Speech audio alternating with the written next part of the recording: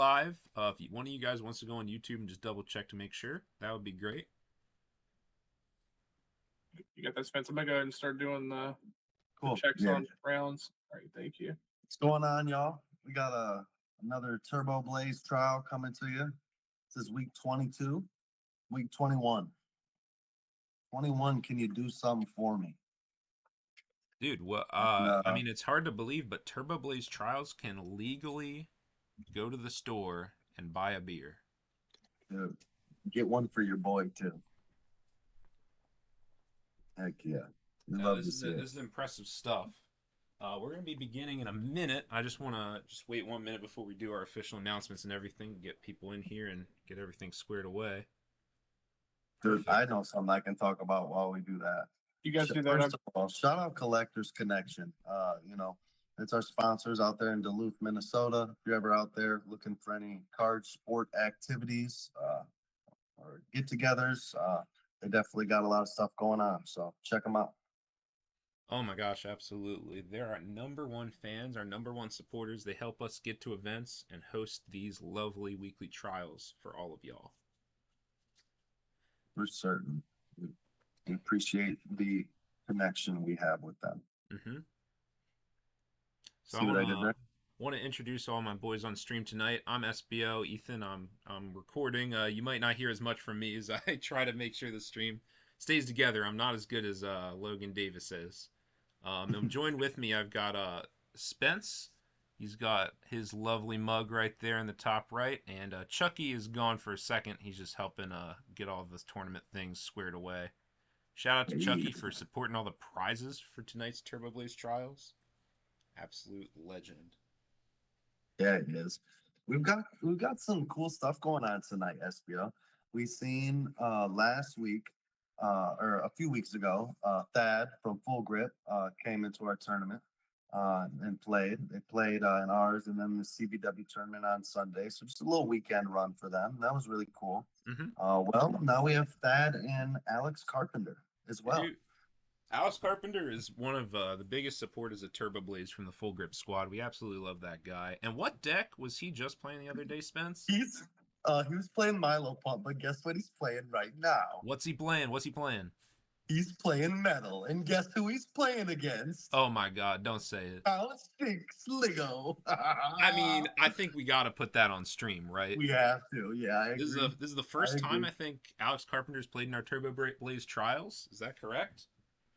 Correct. Yeah, I think this is the first time Alex Carpenter's played in a webcam event. That's awesome. So really cool if to you see guys them don't know, guys. he does go by Plopo online, in case you've seen him in the Discords and stuff.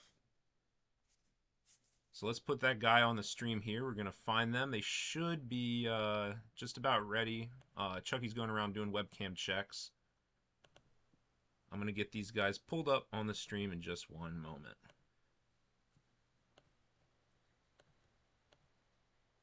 This is going to be so cool. There we go. All right, looks like we're good to go. All right, I'm going to have to redo a little bit of the... Sorry about that, Chuck. I missed my cue. Oh, you're fine. You're fine. I went ahead and checked everyone. We're good to go. All the cameras look good. So I'm just going to pull up our meta game here and see what we officially ended with. Oh, my goodness. That is so much colorless. Dude, we love to see it. Yeah. Did they unban Twin and DCE? Something happened? No. I've not been gone that long. What happened? The people are just getting on the bird. Okay. Yeah, I'm not 100% sure. Let me double check. Yeah, Evan's on the bird. Ron not on the bird. iPod. Sharp. Our sweet friend Eric is on a bird, Dodrio, but not on the Swallow. That's okay. And then Lee Hoffman is also playing around there. Oh my gosh. He's got to be on the bird, surely. He is. He loves giving them the bird. Evan got that, so Psychic round 1. It's a fun matchup. And then Mr. Hoffman he got Mickey B out the 3-1-3 playing his guard boater Save-A-Lie list. So that'll be a crazy match also. How long has he been playing that list for? I don't think I know that one. Is It's that a played new it a thing? while. It only pops up here and there. It's a Okay. garb with like the Lost on Psychic engine. I know the Weeder was trying to make that work like a year and a half ago, and I was trying to help him with it too, but we could never really crack it. So I'd be interested to look at Mickey's list later and see what he's come up with. Yeah, it's a lot of fun. All right. So Apologies for me looking, setting this up, yeah, guys. I know I'm taking a while. looking at Popo's list, he is playing it's a Metang metal list with Metagross, and he's playing the Archaladon that swings, and after the next turn, he is invulnerable to basic or from attacks by basic Pokemon. It's pretty cool. Now, do you think that's going to come up against Count's list? Because what's Count playing this evening? I don't think there's many basic I'm Pokemon in playing there. that Berserker that forget the name of the deck, but I know it is Savior Machine. Savior Machine, yeah. That deck forgot my name also, as it took me out last week. Respect. Hey, it's taking me out too. That stupid cat has ruined my life. Yeah, that guy's a brutal card. It says on attack, it does 20 damage and then flips 3 coins. Discard a trainer card for every single heads, which is pretty vicious. I apologize for all the stream shenanigans. I get everything set up here, but I think everything's good to go now. Sorry about that, guys. All right, so we've seen from Alex, he had a Bronzor and an Energy pass. That's not a good start. That's going to give Count a lot of time to. We see it already. He's got the Jirachi engine in the active. One of the strongest draw abilities on a basic Pokemon that any type has, but at the steep cost of putting him to sleep. Right. Yeah. So, I mean, Count's goal here is control, right? He can win with prize cards, but even his prize card route, he's going to be looking to do a little bit of milling, a little bit of hand hate, a little bit of energy removal. So Count just wants to get a strong board going. He's not looking to donk. He doesn't really have the tools to do something like that. But he does have the tools to start messing with Alex's resources before he gets going. For sure. As always, I gotta shout out the custom sleeves. Count Sligo, his own artwork on his sleeves, which is so fun. Himself with his boy Arcaladon.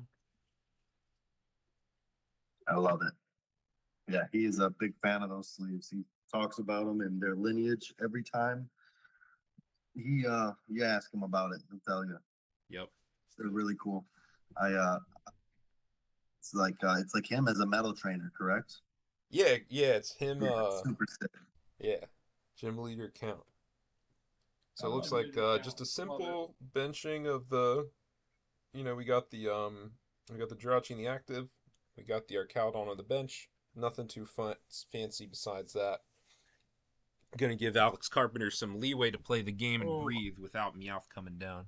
That is rough. I'm Is pretty that sure it? Alex yep, Just a he bench literally attach and pass? Oh man, that's not what you want to do against control, dude. he did say that he had a bad start. He wasn't lying. He's gonna draw out of that. All right. And now this Jirachi's just gonna get so much value. Yep, it's Jirachi City. I mean, as long as Count can find himself a draw supporter or some Pokemon search, he's gonna be happy because he doesn't care if this game goes long. He's not in any rush to get set up or do anything unless the opponent's attacking him. We do see tag call for Syncate. That's awesome. I'm guessing the Goose Hollow is prized. He does play that card as well. It's in the discard pile. Oh, my bad. Me not paying attention. And we're going to see Evolution Incense get that free retreating Arcaladon real fast. That is the main attacker of the deck. So if he does want to try to go for prize cards, he's going to need to attach a couple energy by hand to that Arcaladon. Yeah, that's something I noticed when I was playing and looking into his lists last week. He doesn't play the Melmetal anymore. Yeah, this is something that we've agonized over for a long time. Melmetal, of course, does do 250 damage at the cost of discarding a tool, which you can just play U-turn board. That's not a problem. Right.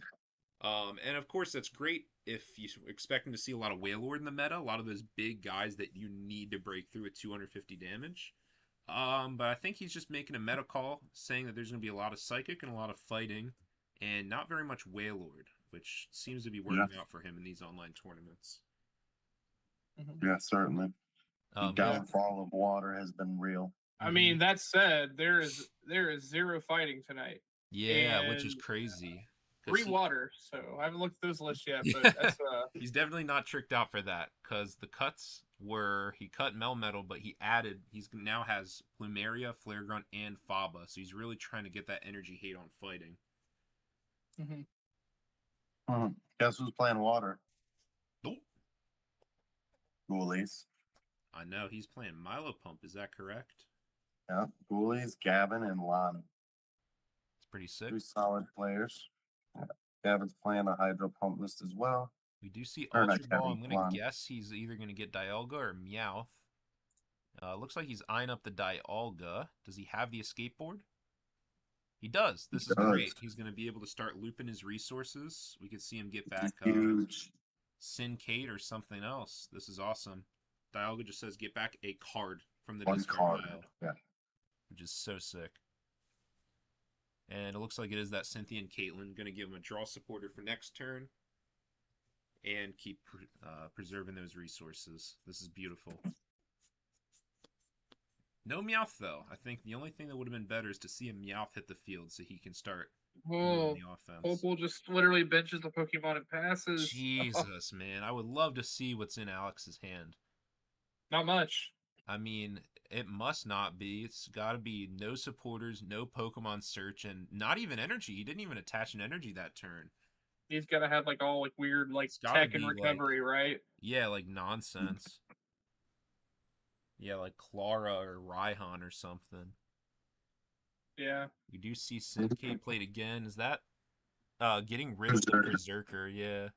Yeah, but like, yeah, with Alex like holding and like not doing much, doesn't like give you the green light to attack his hand, right? Mm-hmm. Yeah, you don't really need to attack the hand. I think that's what's Count's thinking right now, is he doesn't really need to rush this Meowth if there's nothing worth Meowthing. Either that or it's prized, which is maybe equally likely. But I'm sure he's happy to just sit back, keep digging every turn with Syncate, and use Dialga to keep his resources intact. Yeah, certainly. If he can start finding a Flare Grunt or a Team Rocket's Handiwork or something, that would be pretty solid. All right. Now we do see Evolution Incense, but, I mean, of course, what are we getting here? Bronzong, probably not ideal with the Bronzor stuck in the active right now. We could probably get Revavroom if he has the energy in hand. Maybe he does, maybe he doesn't. Well, he was looking for Revavroom, but they just announced that he prized it. So, oh no, this is unfortunately is the first check too. So. I know he hasn't done anything all game. So this could be an unfortunate realization for Alex Carpenter. That'll be sometimes. Yeah, absolutely. I mean, Metal is not the consistency type, unfortunately. So it looks like he is going to take, that's Bronzong? I can't really tell from this angle. I think it's a Japanese. Oh, it's Metang. Oh, it is Metang, okay. Because he does have Beldum in play, yeah. Yeah, he just played it, though. Unfortunately, he can't. I think that's the best call, though, because Bronzong just doesn't make any sense. That thing has 3 retreat cost. It has a terrible attack. There's no reason to get it, really. Metang is going to be much more aggressive to get energy in play and hopefully thin the deck a little bit. For sure. Agree with that.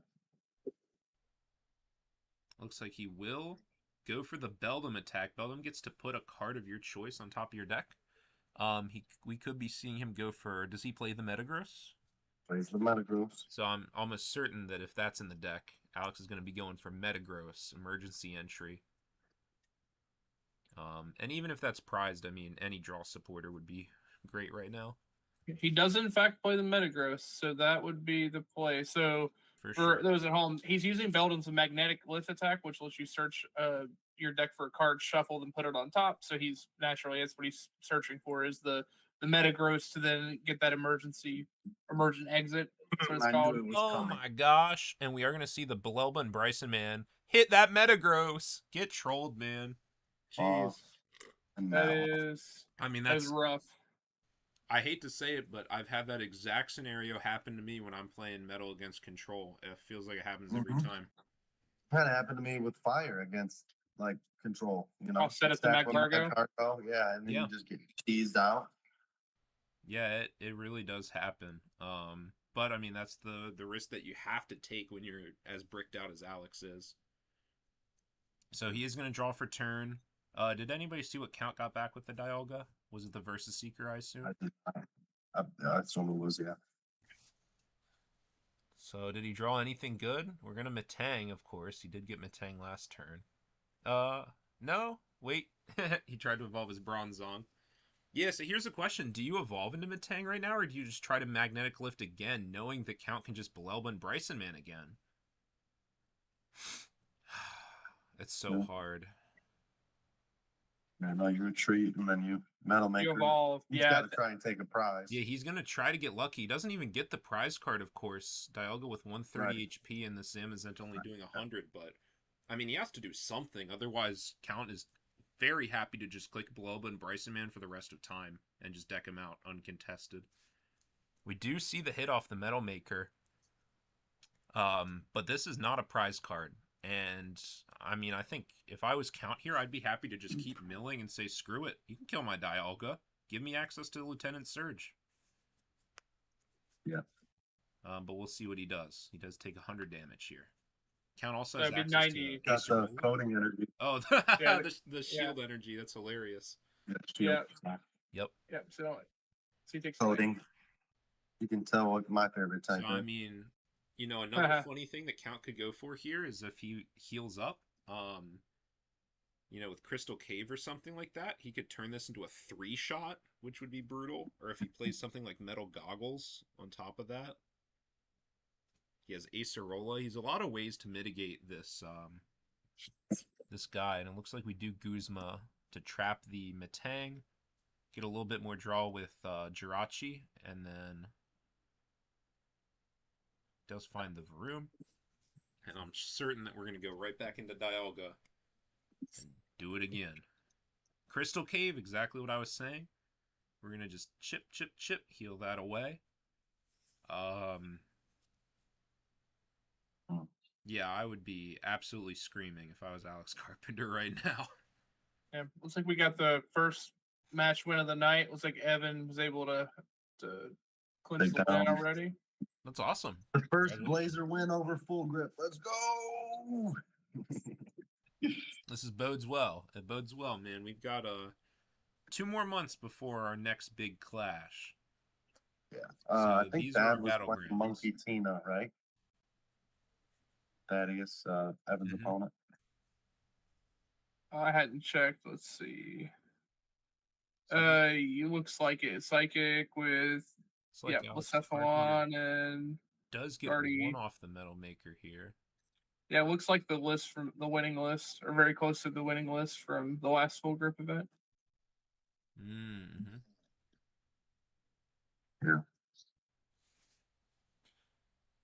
Yeah, so we get 1 energy off the Metal Maker onto this Metang, but it does have a retreat cost of 2, and unless he's got something, and he doesn't have anything else he can do, so he just has to pass it back over to Count.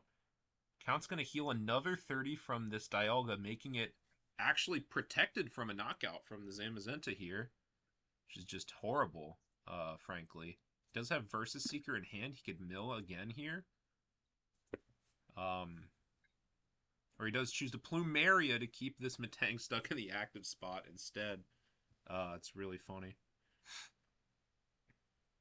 I don't hate that line. I think I personally might have been more inclined to just keep milling.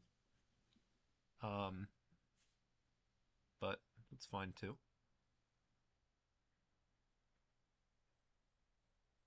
We do see the Evolution Incense for the Revavroom. And we are going to get back the Plumeria for next turn. So if Alex Carpenter hits 1 energy off Metal Maker again, it's just not going to do it. He's just going to be stuck. And slowly run out of energy.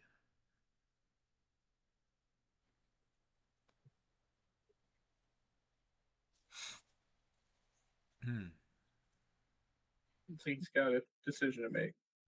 He does. It looks like he's probably hit some energy. He might be seeing the writing on the wall and thinking, man, do I want to attach to Matang again? But he opts to. It's another interesting decision Alex has to make this game is if Count can keep removing his energy, I'm sure he's going to want to play Bronzong to get that energy back. But Bronzong, of course, is a really, really easy gust target. Yeah. So there's a danger to playing a Pokemon like that.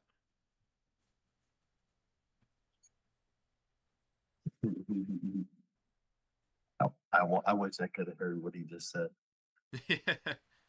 Yeah, I didn't hear the card. He was talking about not being happy with a certain card in the deck. Yeah, I'm sure there's a lot of That's emotions going on in this game right now. We Looks know like how much he loves control.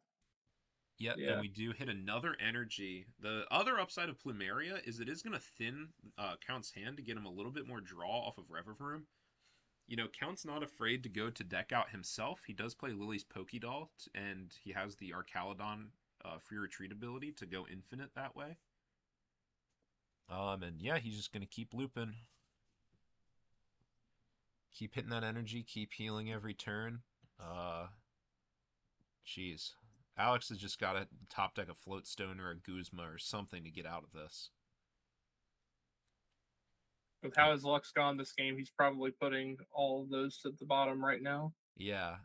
I mean, even if he does retreat, you know, he's not getting a knockout. He doesn't have a strong beat stick attacker like Heatran or something like that on board to break through Iron this. Crown. Yeah, Iron Crown even. The Zamazenta 100 damage is just so pitiful by comparison. We do see Plumeria again. Count just he's going to keep undoing Alex's progress every single turn, and every turn that passes makes his deck one card thinner. We do see the metal goggles on the Dialga. That's going to bring it up to minus 40 per turn. The Crystal Cave's still sticking on the board. Temporal Backflow 4 versus Seeker. It's hard to watch, guys. It's hard to watch. Yeah, this is brutal. This is how Chris Hill and I gained our friendship together. Yeah, you know, it's Play not every day that Control. you play against Control. And I mean, Metal is not the strongest type in the world, so it's really extra susceptible to these sort of looping strategies. And he does whiff the Metal Maker. This is going to give Count the perfect opportunity to start clicking that B&B again. Once again, I mean, some of the self-mills could be annoying. You just lost a rescue stretcher there, but of course... Versus Seeker. Yeah, and he then just hit the Verse Metal Seeker off Stadium. Alex Carpenter. That's a fantastic hit. And of course, anything Count mills off himself, he could just get back if he wanted to.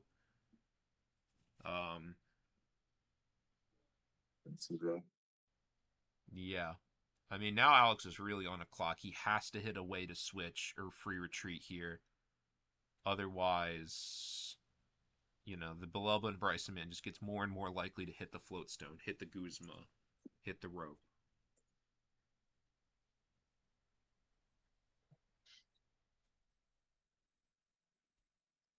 All right, so we mill. We do pass it back to Alex Carpenter.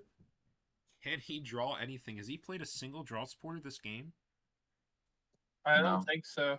Ugh. Yeah, I feel like he's just been stuck. I'm pretty sure he just spent the last of Count's turn typing out an SOS to someone. Oh, it looks like we do Evo Incense. I'm imagining that Revavroom is still prized, though. We do get the Bronzong, but...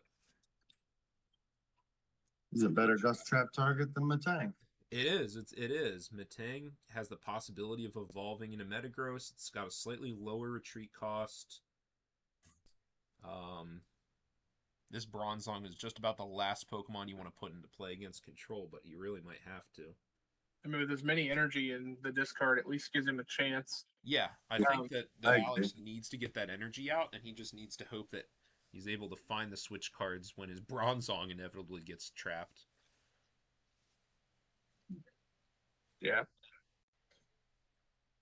I mean, he only has so many options anyway, because I'm pretty sure he has at least 4, maybe 5 energy in the discard, and Yeah, then he's gonna run out of energy, and you have, period, if he doesn't play this Bronzong. well, that and we've already got 3 on the Zamazenta. I mean, he's literally down to somewhere between 3 to 4 energy outs left. I mean, not counting the switch outs. Yeah, I mean, hard retreating, I think, is just about the last thing you want to do. Bird Against keeper. control. Oh, Ordinary Keeper, rod. Jesus. God, it's so bad. It's just Poor comical, guy. frankly.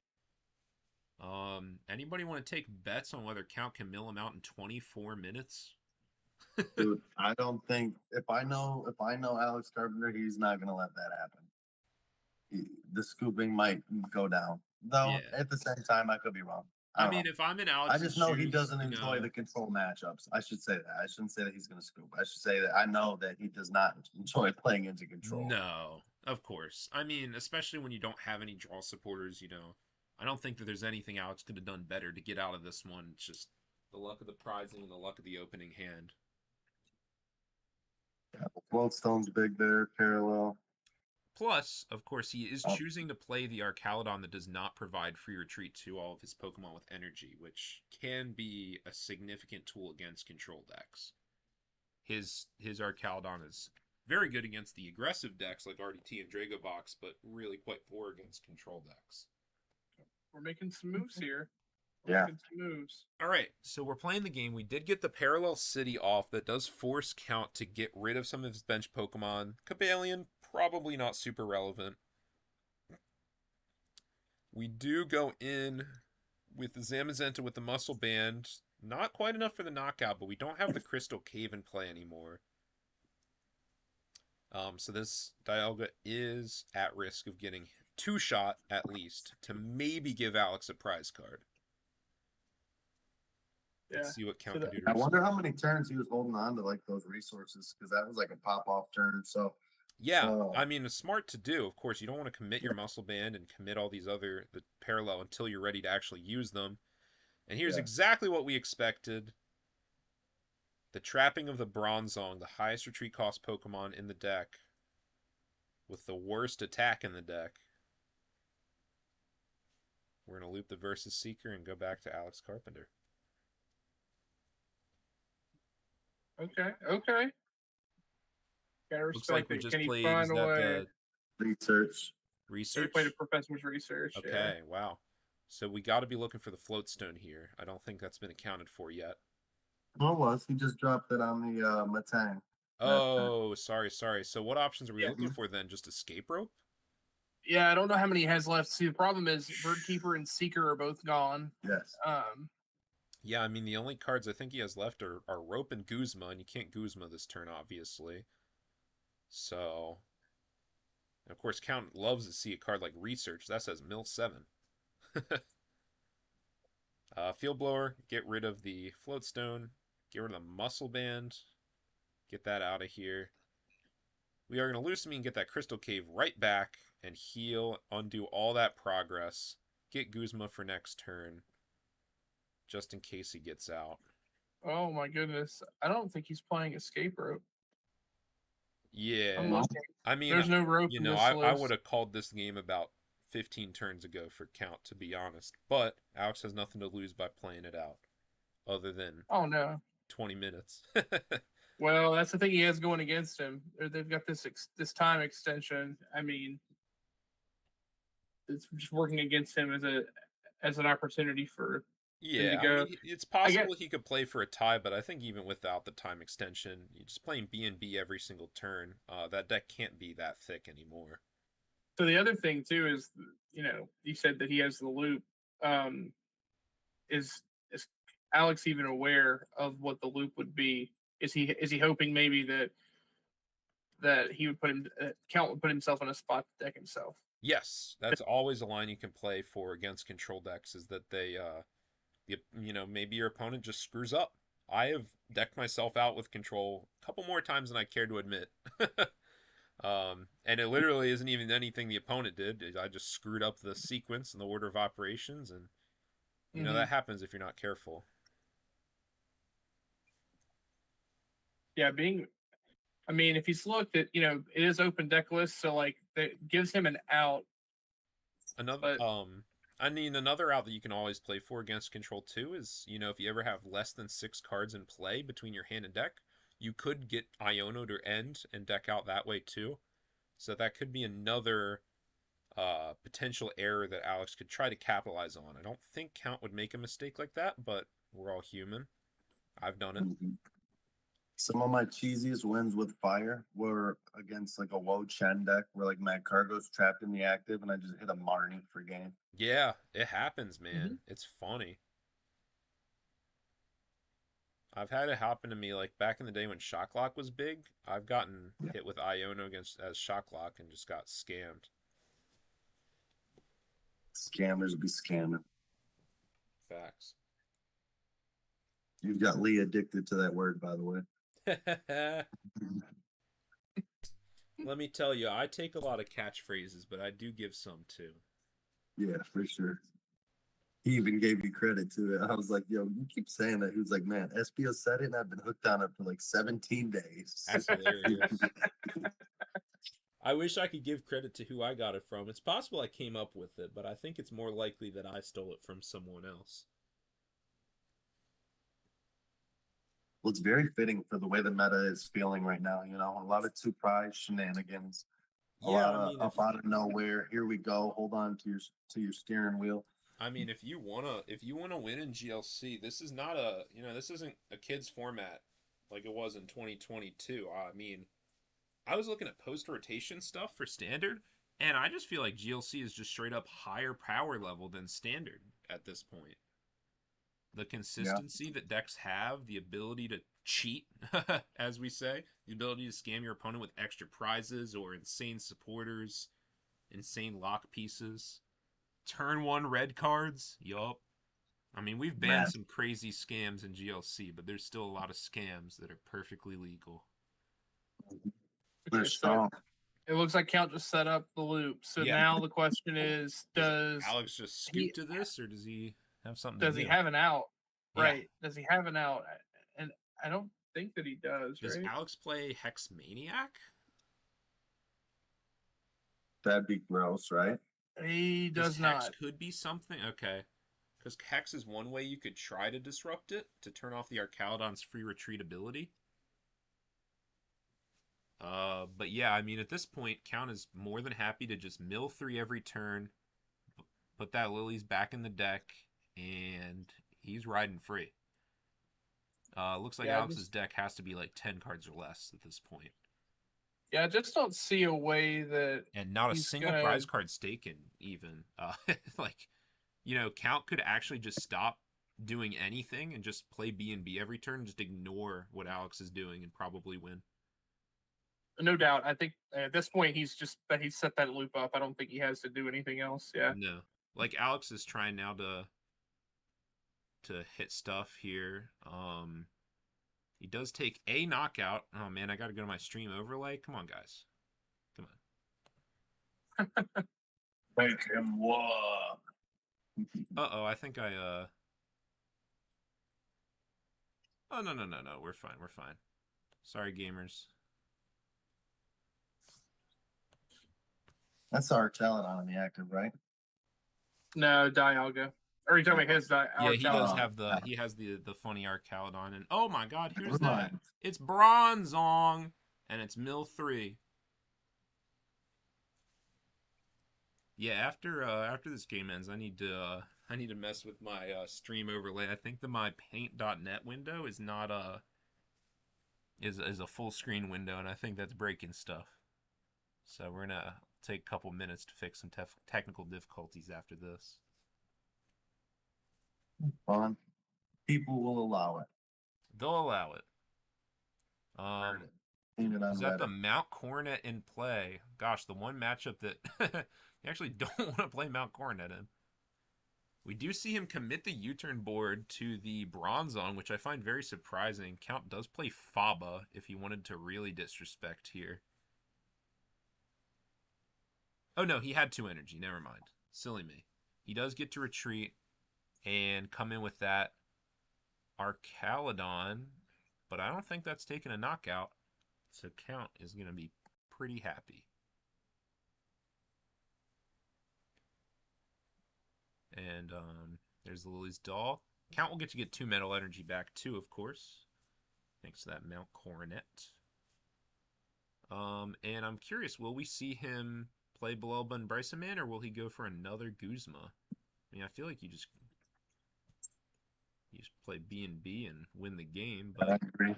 it's up to you. Yeah, looks like he's just gonna say B, screw you. Because it doesn't really matter what happens at this point. Alex has no It's cards. Alex's last card. That's the thing to do. Pass. And he will, He could have. Well, how many do you have in hand? yeah. It looks like he only had like 5 or so in hand anyway. 4 or 5, so. That might have been it. No, he would have ended himself to 5, and I don't think he would have had anything left in his deck even still. No, I'm talking Count. That Oh. Count out. How many cards did Count have in hand? Oh, he had a lot. He got 2 energy back from the Mount Coronet and all that. I don't think that would have worked.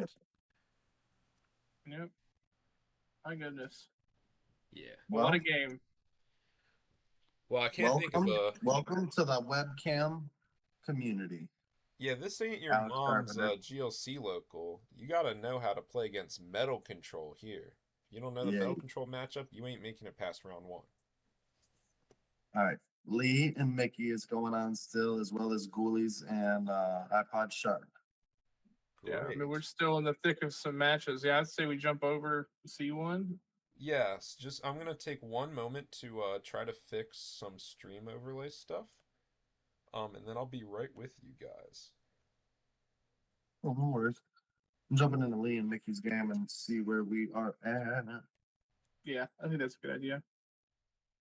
All right, I think I got the stream overlay not breaking stuff, but it is a little cut off now. Does that look right? Yeah, I think we're good. All right, so I'm gonna put the colors back. Lee put the red card in Harambe. So you guys are looking at Lee versus Mick, yeah. Mickey. All right, I'll hop into this game and see what we got. What does this Sableye do? I always forget. I play this deck against him so many times. Sableye? It's not the Lawson Sableye. It's a spread Sableye. There's a spread Sableye. So he does. Yeah, Lost Thunder. Yeah, Curse Drop. I have never heard of this card in my life. I'm gonna level with you. Yeah, it's damage counters, however you'd like. yeah, it's just spread 3. Yep. There's a little white on the bottom, you said, Logan? Like the whole stream?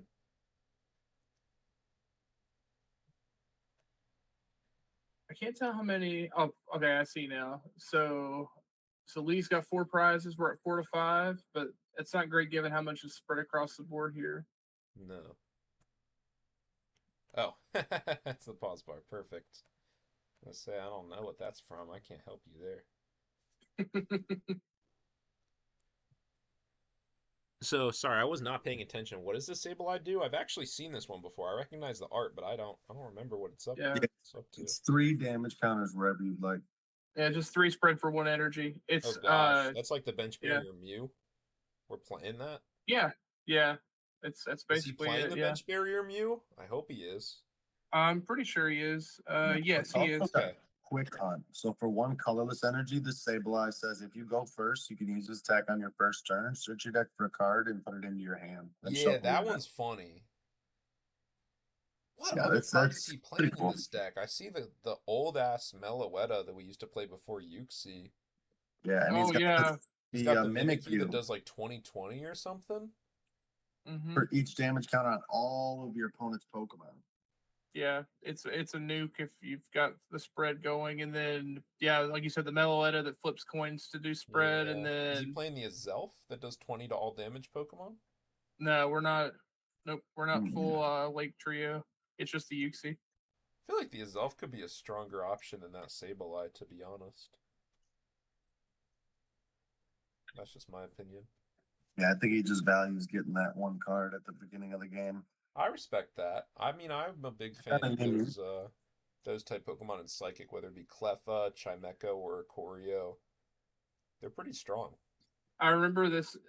He played this deck a while back against Evan when Evan was playing, I think, the Machamp, and he literally dropped the Machoke and he just scooped because he's like, I can't beat that, and he just Nope. scooped the game. He said, I literally can't beat that card. Oh, yeah, It was yeah, I pretty funny. got you, Logan. I just wasn't matching them because this wasn't the actual match, but I could probably do that. Play the escape rope. If Mickey promotes Wobbuffet, he loses all of his abilities.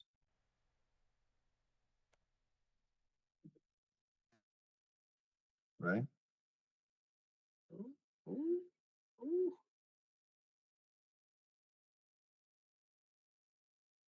Well, I take that back. He's got Garboder in play. He has no ability. Oh, yes, that would be the case. Abilities don't exist anyway. And gift energy comes down. The gift that keeps on giving. I like that.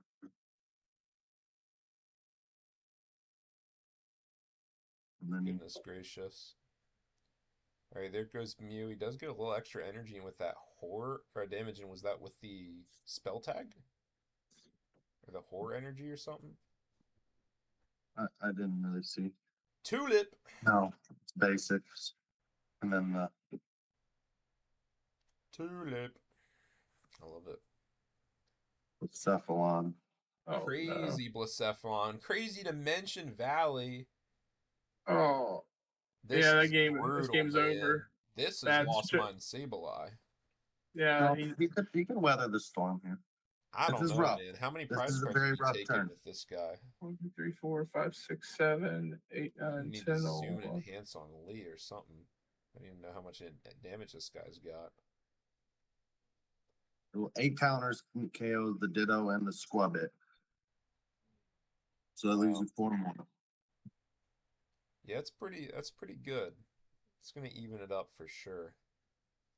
I mean, you leave the lax alone, right? Because the lax will just knock itself Right. out. Yeah, yeah, you ignore the lax big time. That's a terrible Yeah. attacker versus spread. Oh, Oh, what? Hmm.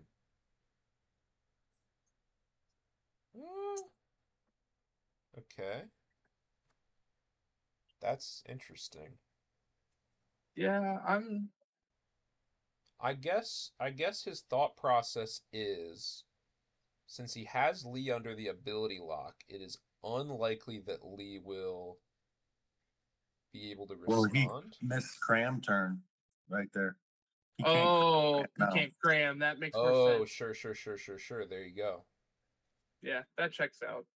So I will say, initially I smart thought heads up y'all were play. saying that this was a Lost Zone Garbotoxin deck. I understood. Yeah, now that you I was know. wrong.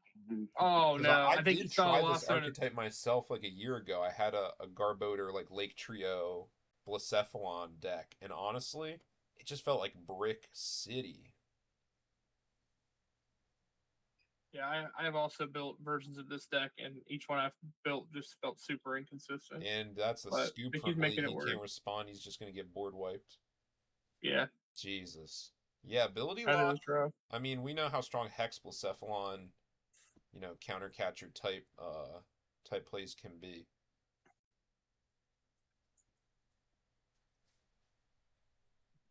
Oh. Yeah, Wow. what a rough go. Yeah, that was a pretty Bulls and Sharks are convincing still comeback. playing. They are. Yeah. Yeah, I mean, Colorless a type that's I think notoriously pretty weak to spread. It's always had a really bad lightning matchup, pretty bad anything spread matchup really. I would say RDT, but you could maybe blame that on weakness, but I think the real thing is just Hey, just a heads up, y'all got about a minute Team left. Blue. Yep. All right, I'm gonna stop this timer here. I'm gonna undo our colors here, and then I'm gonna, I guess, pop into some. Yeah, they've got 6 minutes, Spence. They got the 5 minutes. Okay. My bad. Yeah, I'll let them know you're good. I I'm told gonna him Yes. off. pop up to table one and see. Oh, looks like Evan Wiki's game is done. Guess we'll pop down to table 8 and see how Ghouls is doing here.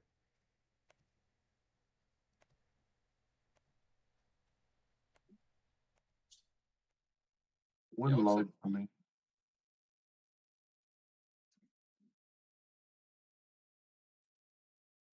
I don't know if they'll get this one done or not. It's a close one for sure. So this is Harambe versus Milo Pump. Well, not Harambe. It's a colorless this. Just colorless. Okay. Yeah, he's Oh not yeah, I running. see. We got Dunsparce. We got Dodrio. Some other good friends. Chino, Greedent. I tell you what I want to have fun with. I want to have fun with Dodrio and Diggersby. Yeah, that seems like a good buff. I Yeah, love you know what Diggersby. You know what's gonna have fun with that? Mm. Ting Lewis. Yo, Ting Lewis is not gonna have fun with not gonna have fun with Dodrio. Gonna have a lot of fun with Diggersby. You played it, so it ends at the end of his turn, and then your effect happens, so you would still flip. Yes, you definitely you would flip for your Washi Washi. Yeah, so you still flip for the Washi. Yep. If he played it on you, it'd be different. But yeah.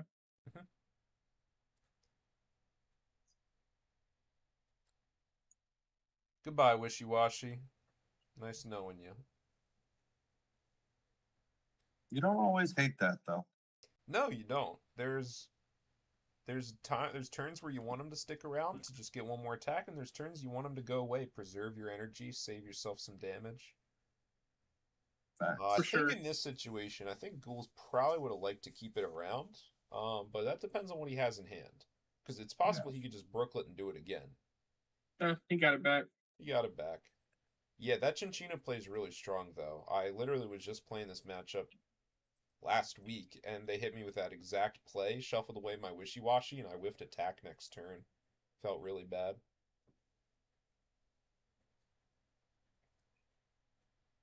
It's not great, unfortunately. I Is will that a also tell you, Dunsparce? one game I was playing Ursaluna, and I took an important KO. I did 200 to a Wailord, and then I did 40 with Chinchino to finish off the Wailord after the Ursaluna bulky bump. Nice. Never sleep on the Chinchino.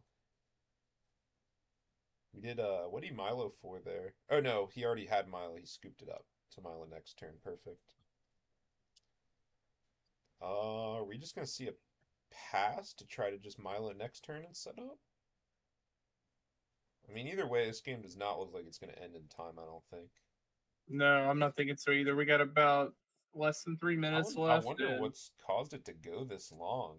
I'm pretty surprised to see Ghouls' board looking like this after 40 minutes. I feel like it should be either decimated or much stronger.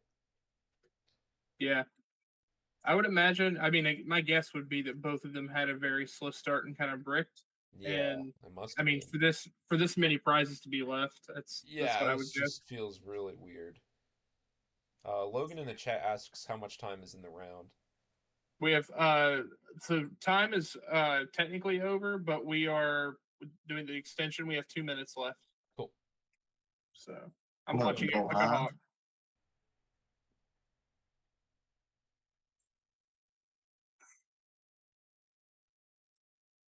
Yeah, I own them.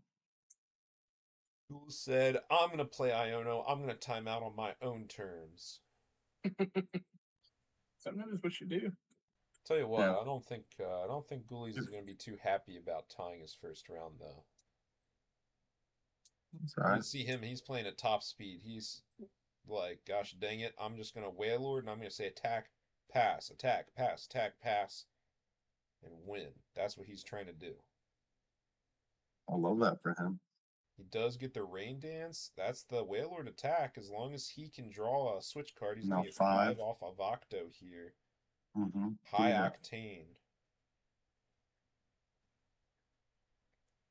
You want to get at least one more down on the whale. Okay.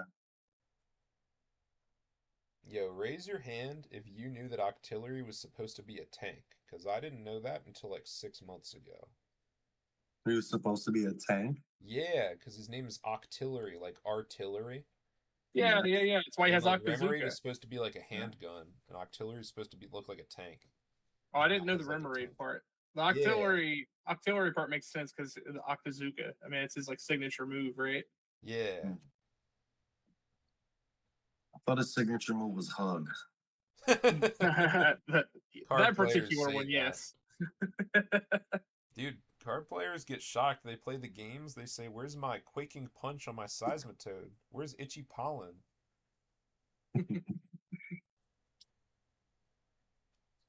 I wonder. Takes Octillery takes me back just thinking about that Pokemon. When I first got into GLC, I played like Rapid Strike Water, and Oh, that's a fun deck. yeah, it is. And I went through the evolution of changing Hey that deck guys, this is into time in the round, so Shark, Yeah, this you is turn realize that 0 for Rapid you, Strike Octillery wasn't and so then hot. Ghouls, you'll have one more turn. yes.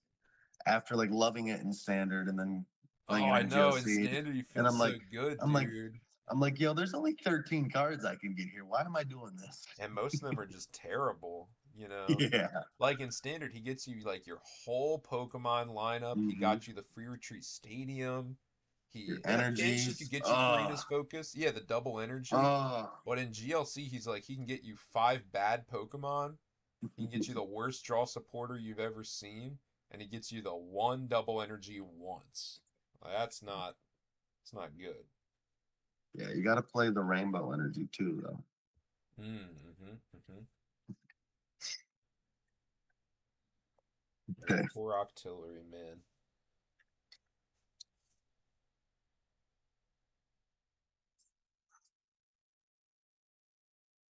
Melodic for the cape.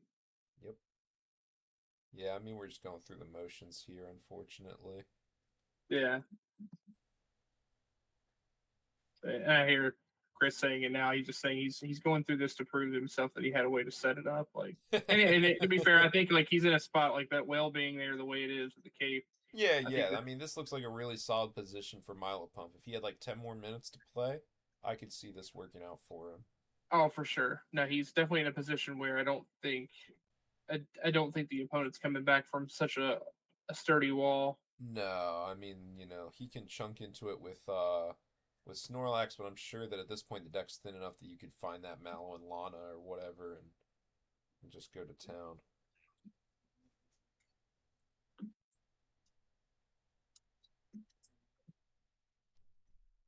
For all you Rapid Strike enjoyers in the chat, Guys, that's game. The game's over. don't forget, y'all, Yep. Metacham V officially All right, banned guys. in expanded format in Japan. Probably will get banned in standard format in America soon, too. I don't know what they're cooking up in these future sets, but there might be some spice that breaks the yoga loop. Just making sure we're leaving it as a draw, correct?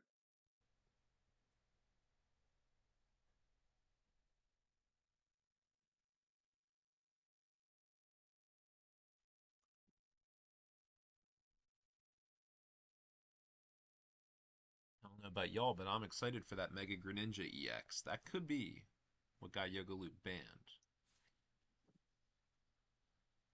The Mega Greninja. Dude, that card looks fun. Yeah. And this is why I love the community, because that in another setting that would have stuck in a way that we would have saw a draw in a matchup that otherwise would have been won. But Shark decided to concede, so knowing that hey, I would have been done. So all right, so I just gotta fix that real quick, and then we'll be ready to start. Nobody likes to tie on webcam. No, hey, you can ask. I mean, myself and SBO actually had a match that did the same thing, which effectively decided who got the badge that week. In my Yeah, we opinion, like went right down to the wire. And Mhm. Chucky was gracious enough to concede based on the board state, but it happens. Yeah, absolutely. I've had a lot of games on webcam tie, and me or my opponent were able to figure it out based on the board state. But I think with 3 prizes left on each opponent's side, there, I don't think either player would be willing to concede that one. Yeah. Yeah, for sure. All right, so we're gonna get round 2 set up here in a minute. Get you guys some more fun games to look at, some more exciting decks. Yep. We got round 2 up. All right. I did it. I pulled the trigger. I went for it.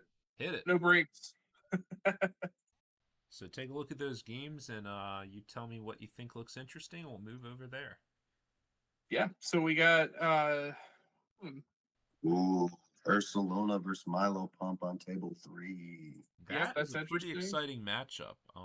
You know what else is a fun matchup? Table 2, Dark versus Colorless. That's a Ooh, really, That's also really very fun exciting. matchup. I love that. yeah, I don't hate that either. Yeah, wherever y'all want to go, I'll I'll leave it go. up to you guys. Y'all know I have Ursaluna bias, but I want this to go up to democracy. Yeah, I'm fine with following that. I Two decks agree. that I'm very much interested in and enjoy. So we can watch that. Let's take a look. Obviously I've played a good amount of both decks. I've played more Ursaluna, significantly more Ursaluna, I should say. So I'm going to be able to speak much better from that end. But of course, Chucky, a 3K champion with Wailord and an extreme veteran of the Milo Pump archetype, I'm sure we'll have lots to say about that deck. Yeah, I'm more than happy to give you my hopefully no longer washed opinions. It's so bad. I feel like I'm actively the rust is falling off of me as I'm sitting here watching. Of course, of course. So that's all good. We're excited to have you at the next 3K, of course. Do you want to leak for the chat what you're playing to the next 3K? I heard it was a Milo Pump, but you're cutting Milotic, you're cutting Whaler, and you're adding Blockface Ice Cube? Yeah, that sounds right. It's been really good in testing. Yeah, watch out for that one, guys. Blockface Ice Cube is pretty broken. And also the Psyduck, coin flip. Can't play trainer cards if you get heads. Absolutely broken. But don't tell that card actually is broken if you believe in the heads. Yeah. If you just play Will every turn, then you just play Will. That's right. Just loop the Will somehow. Trust. All right, so let's get these get this started. We do see Ditto versus Manaphy. Not an ideal start. You don't really need Manaphy, but yeah, it's all it good. was like they top deck the buddy popping too. Yeah. I heard the gasp on the draw, and sometimes you just get it like that. Apologize to my viewers while I get the stream set up here. I think that in my finals game match against Lion when he was on Ursula, I'm pretty sure both games I think one game he started with Buddy Poppin, and then we had the joke about it, and then game 2 he top decked it. I was like, come on. It was pretty good. Or maybe game 3, whichever. It was one of the games he just top decks it. I'm like, you just have it like that, don't you? It's how your opponents get you. It's that top deck VIP pass all over again, right? Mm-hmm. Yup. Absolutely brutal. All right, let's get back to this game here. I apologize for the stream mess, y'all. We're good. And thanks for the reminder to start the timer. Eek! You're absolutely fine. Drop this We're one good. a little bit better. So we do see the Fan Rotom start, which is my absolute favorite. I mean, doesn't get much better than that, right? Yep, it's a pretty strong start. This deck in particular can really abuse it because of the combination of Ditto, which I think Harambe does the same thing too. Like, just so many different routes you can take to set up the different things you grab. And of course, you just play the Cinccino Pidgeotto draw engine, all of which is under 100 HP. Exactly. Yeah, fans especially dangerous when you can grab Evos off of it. I mean, I played a lot of Ursaluna before Fan Rotom, and I played a lot of Ursaluna after Fan Rotom, and the difference was night and day. Before it, Ursaluna was sluggish. You had to try to stall a bunch and pray to the high heavens that you drew like the Cypher Maniacs or the teammates when you needed them. Oh, my cat just knocked everything off my shelf.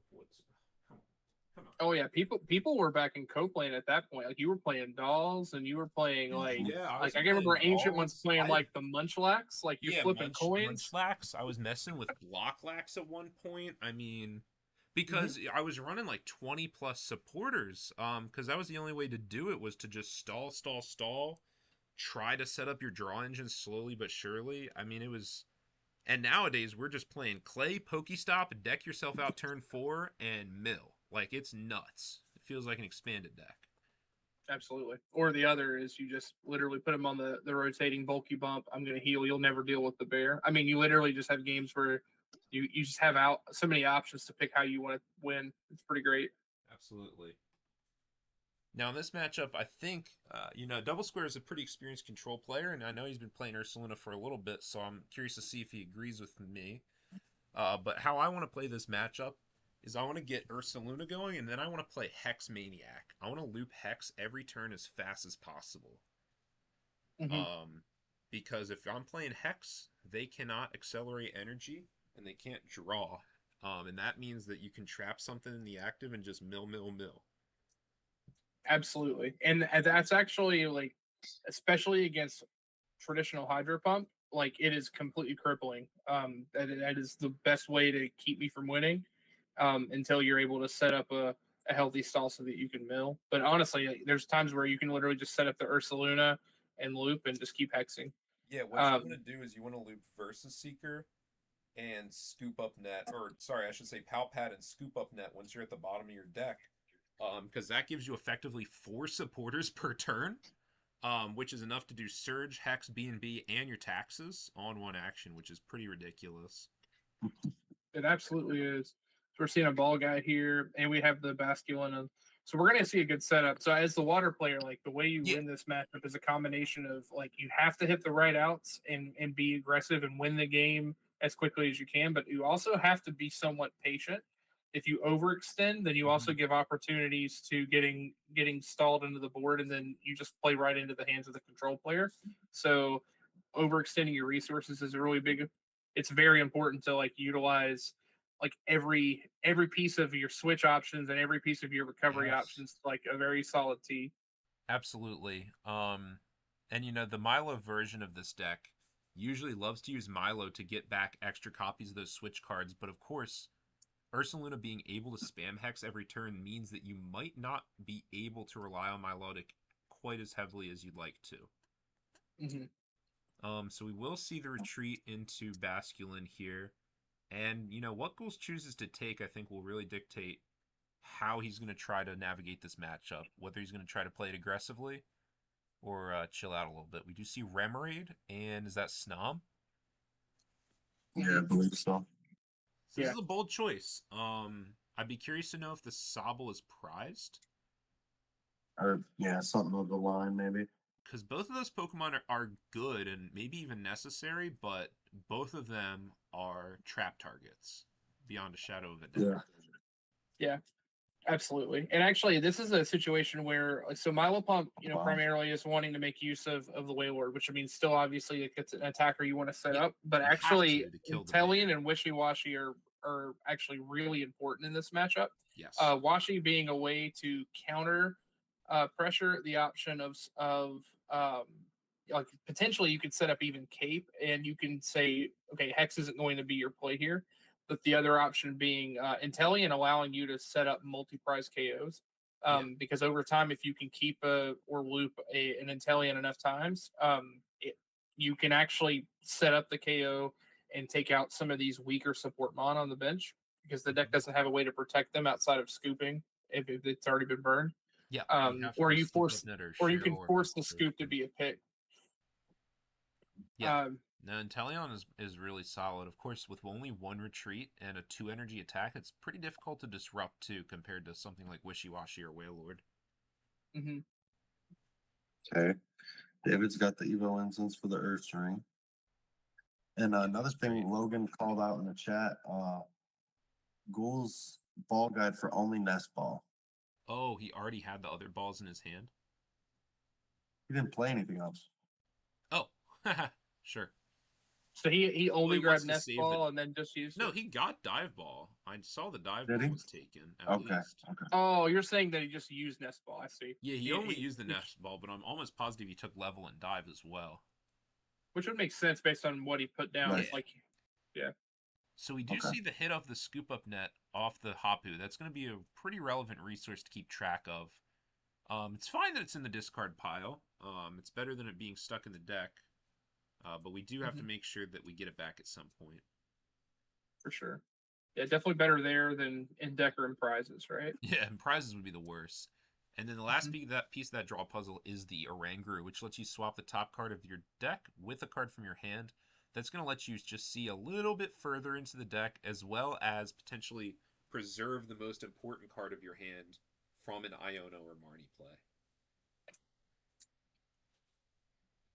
For sure, that's huge. Narangaru's a cool card. It's a Yeah, very cool the card. card is.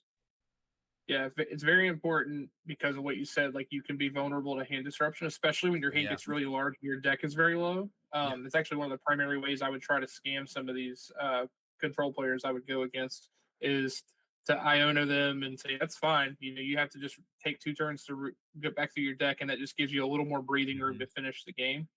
Yeah, you can preload, your Max Potion or your Versus Seeker as the top card of your deck and just ensure that there's just that one fewer way to screw up your game plan.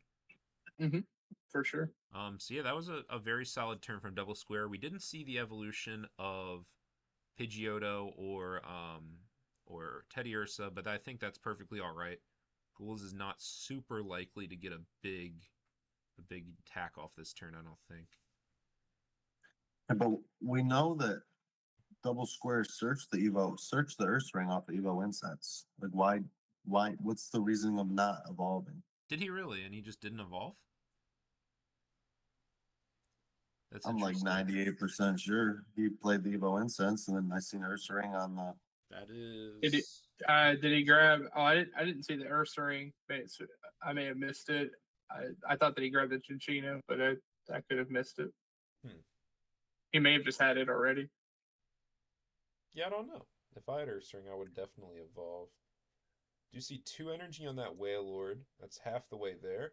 Just need one more energy search card, and we would potentially knock out a Pokemon. I do think that Ghouls is going to want to try to find Avery. Would be a really strong card in this position, Mm-hmm. or at least Guzma as a backup. We do see Iono. It's okay. Looked like Double Square's Yeah, game was getting out of hand anyway. yeah. Iona's still And on the top of actually the, that. go ahead. I was gonna say maybe that's where he put the Earth ring if you put it back on the top, but then that wouldn't Oh, make a lot of sense. Like you could just evolve it anyway. yeah, So I just don't. Yeah, evolve. Yeah, I don't know what that was about. Yeah, I'm not sure that's either. weird. Like again, I could just been tripping. Right? Yeah, we could have just missed it. Yeah, it's totally possible. Oh yeah. But going back to what you said, Avery is really important. It's one of the reasons, like decks like this, or even like against Psychic, it's why it's such an Yeah, important card in the Psyche just Vile Pump deck. folds to that stuff. Especially if you can do Hmm. it twice. Or even like just any time where you can play Avery and immediately follow it up with a KO that turn, like that's huge. Yeah, you're getting 3 for the price of 1. Especially when they have a bad Pokemon like Fanrotom in the active. Fanrotom would be the first thing I get rid of off of an Avery. And if that's in the active spot, Hmm. it's not an option. So their Cycle Energy For went sure. back into the deck. Worth noting. We're going to search it back out with Goose Hollow here. Yeah, and Logan went back. He grabbed the bear off the Evo He might have incense and then honestly just elected forgot, to not. or maybe he was I prepping don't think a David candy. forgot. David's a pretty good player. There's definitely a David world has where a. you try to gun for I don't know.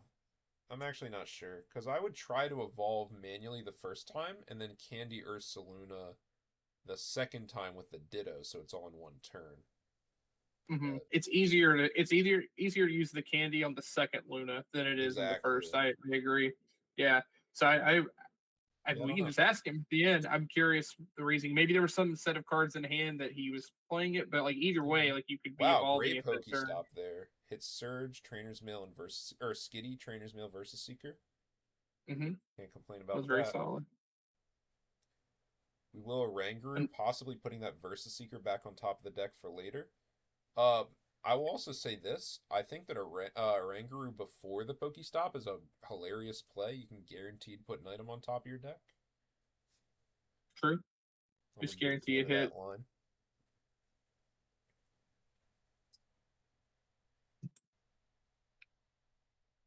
I mean, the way he's got his bench set up too, he's in a prime spot. I mean, the Ditto gets to be insurance. The only thing he would want right now, is, as opposed to what he has, is it'd be better to have the Skitty as opposed to the fan. Yeah. Although he's got to have something in the active to waste. But like, I don't think you need to be too worried about the skitty initially too. The Ditto being on the board allows you to pivot into putting the skitty down if the need be, for sure, which is great. absolutely. So I mean, Yeah, other than just getting these guys evolved, I don't think I would. I don't think I would change a thing other than get rid of the fan rotom, as you said. yeah, for sure. And Um, Skitty for me is like definitely one of those, like, if you can kill on site, like you get oh my way too gosh, much you have value to. That if Delcatty. thing is absurd.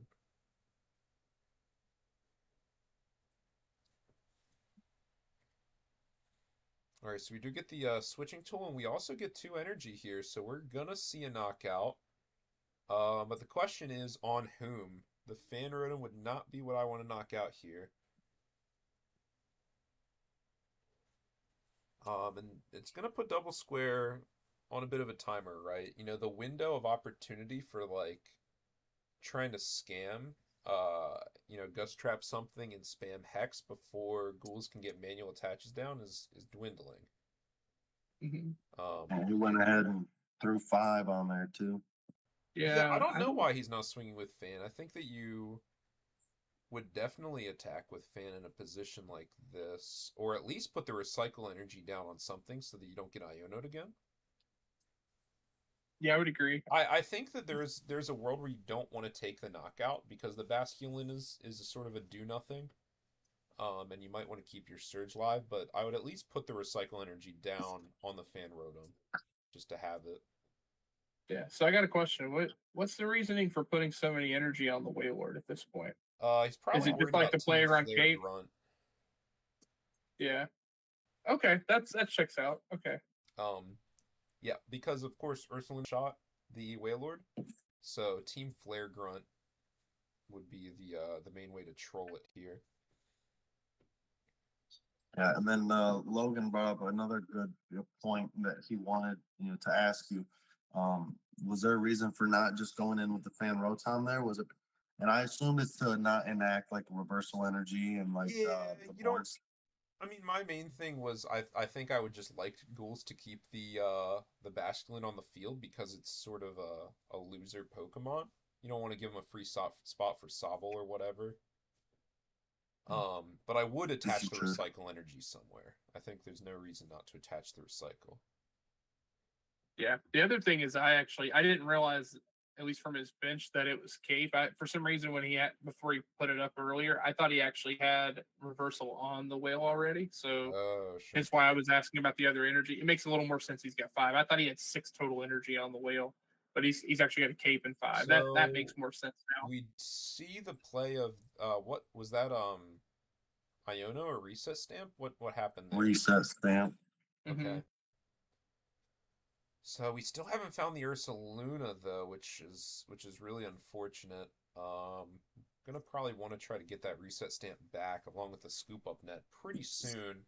I do wonder if we maybe want to see a Bunnelby here to try to get some resources back. Um, oh, I'm sorry. The other reason you want to get more energy on the Wailord is so that you can kill Caped Bear. Cape Bear has 280 Yeah. HP, and you need 6 energy to kill that. Yeah, no, for sure. I thought he was already at 6 with the reversal. That's why I didn't know if. Sure, sure, sure. Yeah, I just missaw the card. No, we're on the same page now. It makes way more sense where he's Yeah. at. I think 5 is a perfectly fine number to be at, but like 6 seemed like a lot. But now that Yeah, I realize yeah, it's 5 5, or we're good. 6 I think is both fine. I mean, you don't want to overextend your energy too terribly hard. We do see Mm-hmm. the Ursa ring, but I don't really like how this turn has gone. I'm feeling a little nervous for double square here. His window of opportunity to sort of get set up safely has passed. We do see And this is Gladian probably. played. Maybe there's something important in the prizes he needed to rescue, the Ursaluna or something similar. Um, yeah.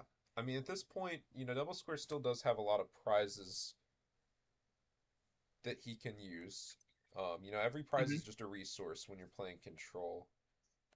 his goal is going to be he needs to get that Ursaluna up. He needs to start Hex spamming pretty soon.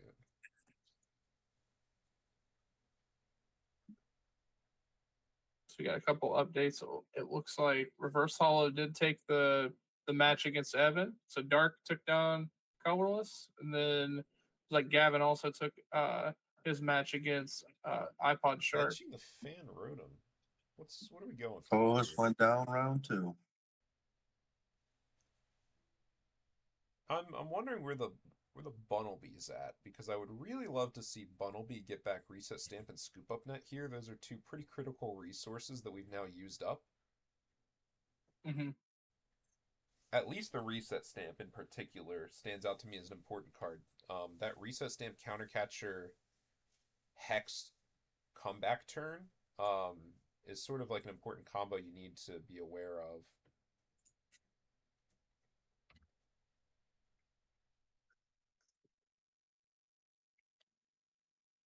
Opponent promotes first, right, Chuck?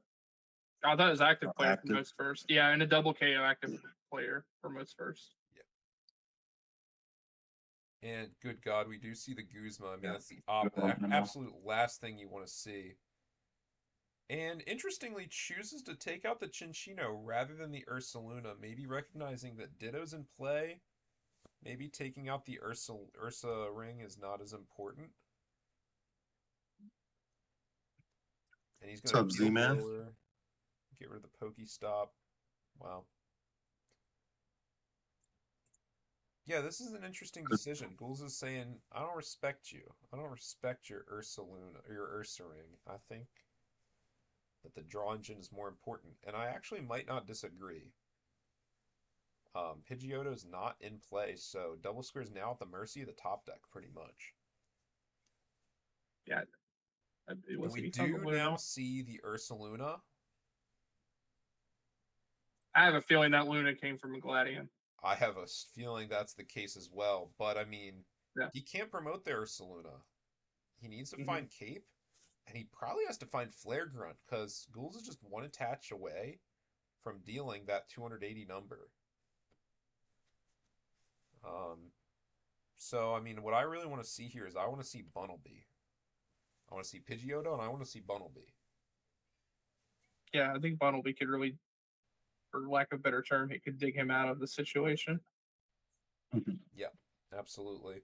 That, and then, I mean, he's also in a spot, I mean, I don't know where Ghoul's hand size is, but if he would have a way to disrupt and then try to set up some form of lock, he's got to get the whale word out of the active and get something stuck there. But I think the problem is that Ghoul still has way too many cards available to get out of that situation. So this is not a great spot to be. So we are just going to Gormandize. I think that's reasonable. He still has a couple more prize cards that he can burn before he really needs to freak out here. So he has some time to sort of get back some resources. He burns his Pal Pad for Surge Peonia. I wonder what else is important that's prized. And we're going to shuffle up and Gormandize. Yeah, we have a couple more turns to burn before he needs to do something big. If Ghouls takes another knockout or two, we could see that Reset Stamp, Countercatcher, Hex play make a comeback even from a pretty dire situation. Yeah. Ursaluna gets back how many cards from the discard? 2. As does cards specifically, right? So, I mean, I want to bring that up. I mean, Bunnelby is almost as strong as Ursaluna is. It just doesn't have much HP. So in a trapping scenario, he can trap nonsense, you know, even just with Bunnelby. You can trap a Frostmoth or whatever, and sort of the same thing. We do see, Milo played for Guzma, but actually chooses to save it for later. I think that's a really good call. Yep, absolutely is a good call. Wait. I don't think that happened. Logan said that would be. Oh, would be. Sorry, I was reading the chat. Yeah. I thought Logan knew something I didn't. Mm-hmm. Yeah, and of course, remember there is the risk of hex spam. So, ghouls can't necessarily sit on Milotic forever. There's definitely a world where you use Milotic early to try to get back some stuff. He did get the Peonia off the Gorman which is great. Let's see what was prized. What are we looking for here, Double Square? What are we missing? Are we missing B&B? Are we missing Hex? Are we missing Flare Grunt? Missing all of it. All of the above? I don't know. But this Peonia better hit it because we don't have too many turns to goof off here. He doesn't. I mean, it's still important to note that he can win this game 6 prizes to 1. You can't count this deck out until you actually beat it. Yeah, for sure. We're just using the prize cards as a resource here. Every prize card that you spend to set up your board a little bit better puts you in a more dangerous spot, but makes your reset stamp combo turn even better. For sure. Do you see Battle Compressor? Try to thin the deck a little bit more. That's another thing to say about modern Ursaluna is Ursaluna is very susceptible to hand disruption, so you want to try to discard as much stuff out of your deck as possible, so that when you do get Iono'd, you can see it all again pretty quick. So what are we discarding here? I think I see Bumblebee. I think that's a Trainer's Mail, maybe. Acrobike. Acrobike, is that what that is? Acrobike and Level Ball? Was that what that was? Yeah.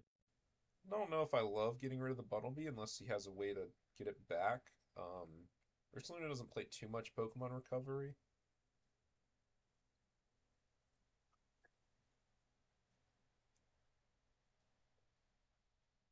Yeah, that's what I want to point that out as well, what Logan just said. Pretty much almost every energy in Ghoul's deck is accounted for. The only thing that's not accounted for is that special energy. So if we can hit a Field Blower and stick one of those bench guys, Ghouls could be in for a world of hurt, potentially. But we gotta get back those cards, man. Double Square has to use that Bumblebee to get back the reset stamp. Otherwise, all this is just not going to work out. Rizu here. Is it Octillery time? Is it Octillery Tuesday? Oh, there's Milotic. That's Milotic. Maybe Ghouls does not want to evolve into Octillery because he knows what's up. Yeah. Though, if you don't evolve into Octillery, that makes the reset stamp line all that much easier because you don't even worry about the Hex. Octillery just forces him to have Hex. It's true, but I think he's really worried about the trap line, right? Yeah, I hear that. He's already committed the Frostmoth, so I think that if you're worried about trapping, kind of already played yourself. That's true. So I would evolve into Octillery. I don't think there's anything to lose here. That's one more knockout.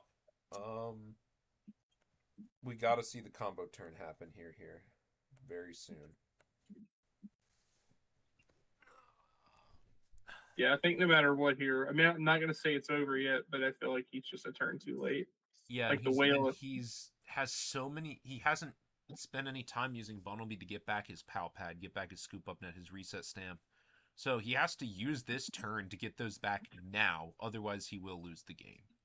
Yeah, the problem is he's not at the bottom of his deck, and Ghouls has far too many resources left. Yeah, hitting the Chinchino was really devastating. And I think that was really the right call the Ghouls made, recognizing that the Ursaluna not actually as big of a threat when Ghouls can just one-shot it whenever he feels like. Mm-hmm.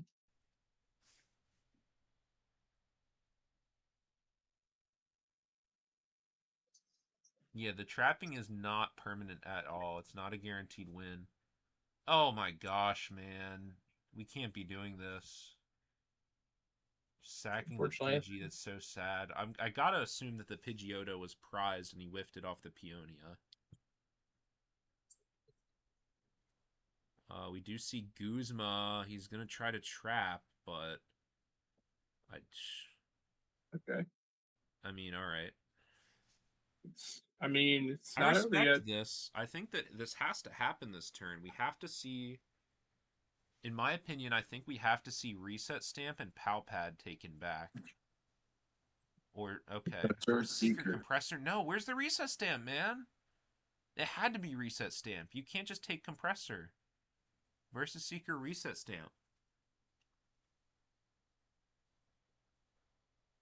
And I mean, Oh. the problem here is like, Or I counter. mean, if Ghouls has any way to pivot, I mean, that's I mean, I would have played that turn with the assumption that ghouls will get out and pivot, and under that assumption, you have to take reset stamp to set ghouls to as low one. odds Yeah, as possible for a second trap next turn. for sure. But maybe ghouls just doesn't have it, and if he doesn't, then double square might make it back. This Ursaluna going uncontested would be a really, really big problem. Yeah, I would agree. This would be huge if he's able We also have to to keep in get mind some that breathing Ditto room. is in play, so if Double Square has it like that, it's possible he can get back Ursa Luna, Rare Candy it, and do it again. But that's a big ask with no draw engine. For sure. What do we got, Those ghoulies? finger or put that Hex Maniac up from the bottom of the discard pile up to the top. Yeah, he's Might be still his demoed. Milotic target. Hex Maniac plus Knockout would be absolutely feral, turning off the Ditto. Yep.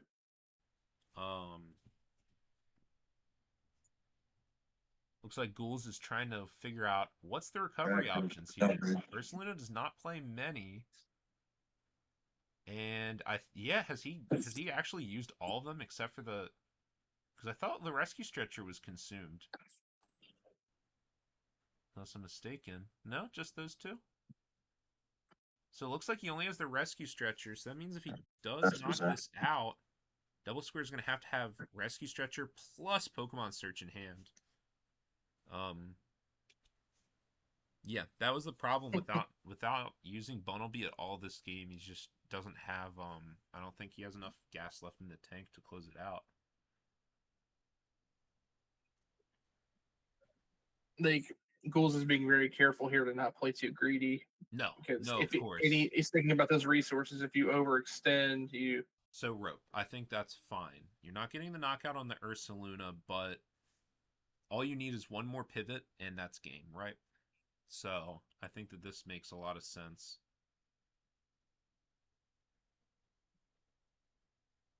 He's gonna play it safe. He's going to burn any dead cards. He wants to make sure if he gets hand disrupted, he has the highest odds of possible of getting another pivot. But with recess stamp in the discard pile, you'd have to see like Surge, Iono, Guzma maybe. I'm just shocked the Ghouls hasn't found Octillery. I'd love to know the story behind that. No, Octillery is just wild to me. I think you have to have Octillery. I mean, do we know that for sure that Octillery's in the deck? No, of course not. It would be prized. Yeah. I didn't know if we saw it or not. I think we did. So yeah, it could be prized, and that's the situation. I would hope that it's prized because otherwise, Jesus Christ. Double Square does have 7 in hand, plus he does have the Oranguru to at least see a little bit further in his deck. So he's not out of the woods, but he would love to find Pidgeotto. Ooh, he's got the Guzma. Okay, so we see Rope Oh Guzma. no! So he does burn. That is one more switch option gone, but I mean, I think that was the right play because Double Square, you're asking Double Square to have a really, really insane hand. Mm-hmm. And Ghoul still has plenty of switch options in the deck, right? Floatstone has not been committed yet. Mallow and Lana has not been committed yet. Mm-hmm. I don't know if Versus Seeker's even been used. Yeah, I don't think he's used Seeker. Yeah, he has a lot of outs. Yeah, he has I a mean, lot of outs. Yeah. Double Square is going to need to have the God Hand and Luck on his side.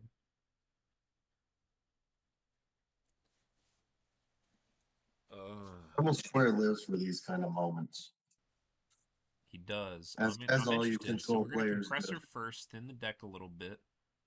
What do we got going on here, dude? Why'd we take Compressor? I gotta know. Surge is one of the reasons. Are we going to see Versus Seeker for Surge, though? That's crazy if so.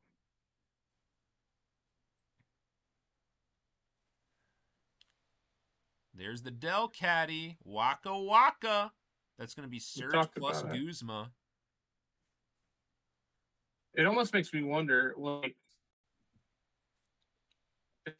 is Luna the actual best KO there? Like on Guzma? Like if Ghouls kills or KOs the Ditto, like what does Luna do against the whale? Yeah, I don't know. That's true. I think that If he had the there's an Guzma, argument for killing the Ditto there for sure. Because at this point in the game, Bunnelby is pretty much as good as Ursaluna is. right? And so we're gonna see it. We're gonna Bunnelby. We're gonna trap that Frostmoth for sure.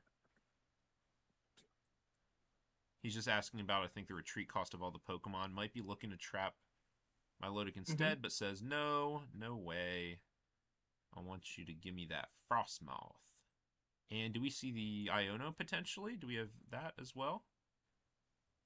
Nope, just B and B because he didn't get back any Recess Stamp or anything. So, how many cards we got in deck? There goes the Pokédoll and the Max Potion. Not helpful. He hits the Splash Energy. Booklet. Splash Yeah, Energy is Splash. a nice hit. But not as good as a pivot. If I'm gold over there, I'm happy that I'm 3 cards deeper to my pivots. Yeah. I mean, I don't think that was really what we wanted to see there. For sure. I just can't believe Ghoul's never found Octillery, and presumably hasn't gotten punished for it. No Sobble this game either. Like Yeah, no we've not Sobble seen either is crazy, and Teleon's so nice in this matchup. absolutely. C'est la Yeah, vie. looks like Mickey came out victorious in round 2.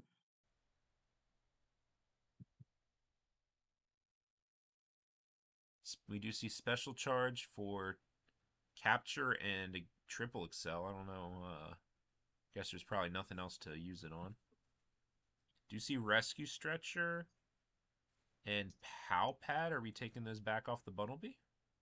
Yep, looks like it. Rototiller. Sure. Does he hit it? That seems okay. He's got it. But he's not. He's got it. I know he does. He's looking in his discard pile. Yeah, the deck is just still so thick for double square, without any draw engine on board that feels really bad. Ideally, you want to have your Chinchino and your Pidgeotto here so that every time you can get back all the cards that you Bunnelby back into the deck. Oh And no, he does missed pass! it. Oh my gosh!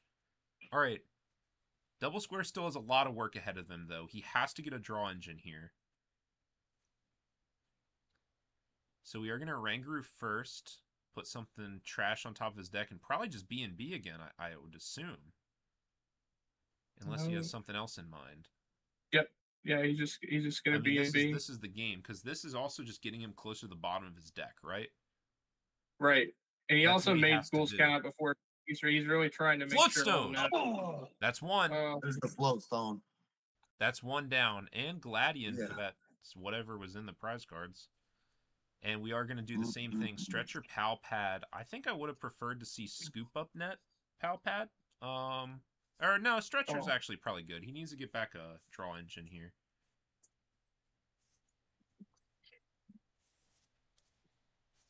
Ah, man, if Ghouls gets out.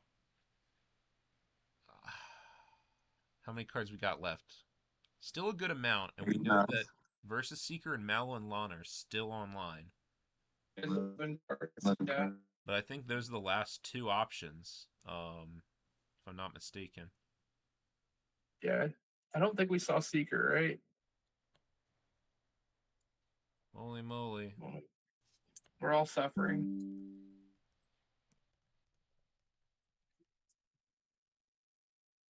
Oh boy. Oh no. I'll this call and rejoin because this is terrible. Oh no. So Seeker's been hit off of the burrow. So now we have one out left in the deck, presumably. This is feral. I think I fixed my Wi-Fi. We just lost Versus Seeker, you say? Yeah, Seeker was hit off of a burrow. So yeah. I gotta tell you all, this is the power of the Ursaluna deck. And I've been learning this as I've been playing a lot of Ursaluna the last 2 weeks. You know, level with you guys, you don't need Ursaluna. Ursaluna Okay, is just the hurdle for your opponent to get over before you win with Bunnelby. perspective. We're So thinning he's just out. trying to We're gonna. thin the deck. He's saying, I need to get to this last swish card, that Malin Lana, before you do. There's also Devo Spray, but that's going to be a two-turn thing. We did Devo. It does look like we Oh, we're going to refill the deck a little bit. So he does have Yeah. Milotic in hand, right? So if he's allowed to Milotic here uncontested, that's going to be a problem. So I tell you what I want to see? If he's a genius, he's going to start playing Hex every turn and just mill one with Bunnelby. That's what I would do. You just loop Versus Seeker.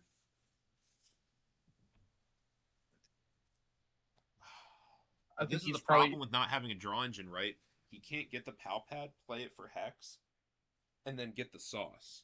And this is why I Right. don't think you should be playing PAL pad off of the Bunnelby without a draw engine. You need to be getting Versus Seeker. So he can Clay here. Looks like he's going to PAL pad for, was that Surge B&B? That's not good Yeah. enough. I mean, now I'm confused because Does he know? does he not have a way to deal with the melodic in hand? Because if he doesn't, then he just Yeah, loses the game. does he not realize what's happened here? I don't think he does. That's unfortunate. Yeah, because he has no way to deal with it. Yeah. Oh man, that's a really unfortunate way to end it. I don't think he's recognized what's happened. Yeah, I don't think he did Yeah, either. that's unfortunate, man. Yeah, it's so hard to play those Bunnelby end games. When you have no draw engine, I think you just need to be Bunnelbying for only one card there, and you can see why. Um, unless you have a way to get both those cards, there's not really any point. Because he didn't Yeah, play that PAL pad stuff that he was doing, and he didn't use the rescue stretcher a single time. And the PAL pad is just more awkward than Versus Seeker in those scenarios, unfortunately. yeah, Um, yeah. And there's a way that he's able to plot and telegraph the melodic Evo by then setting up a way to disrupt the hand, right? I don't know.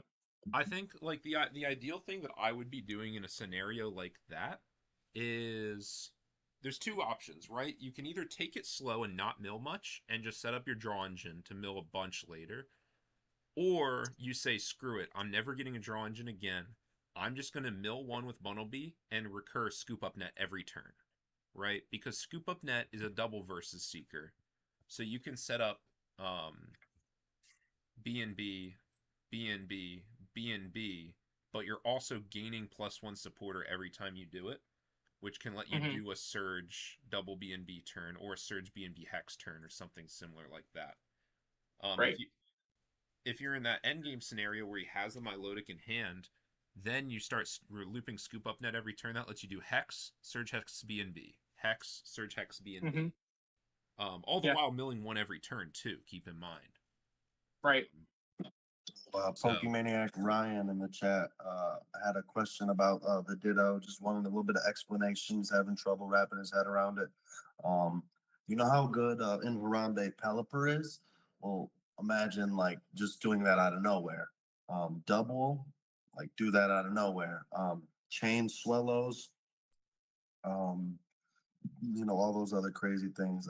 In Ursaluna Control, you've seen in the end game where Double Square, they were able to evolve, immediately into the Del Caddy, picking up two supporters that turn.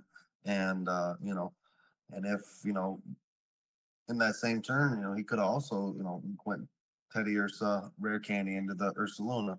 So it just leaves the world's at your fingertips with that card, in my opinion. Best $25 I've ever spent.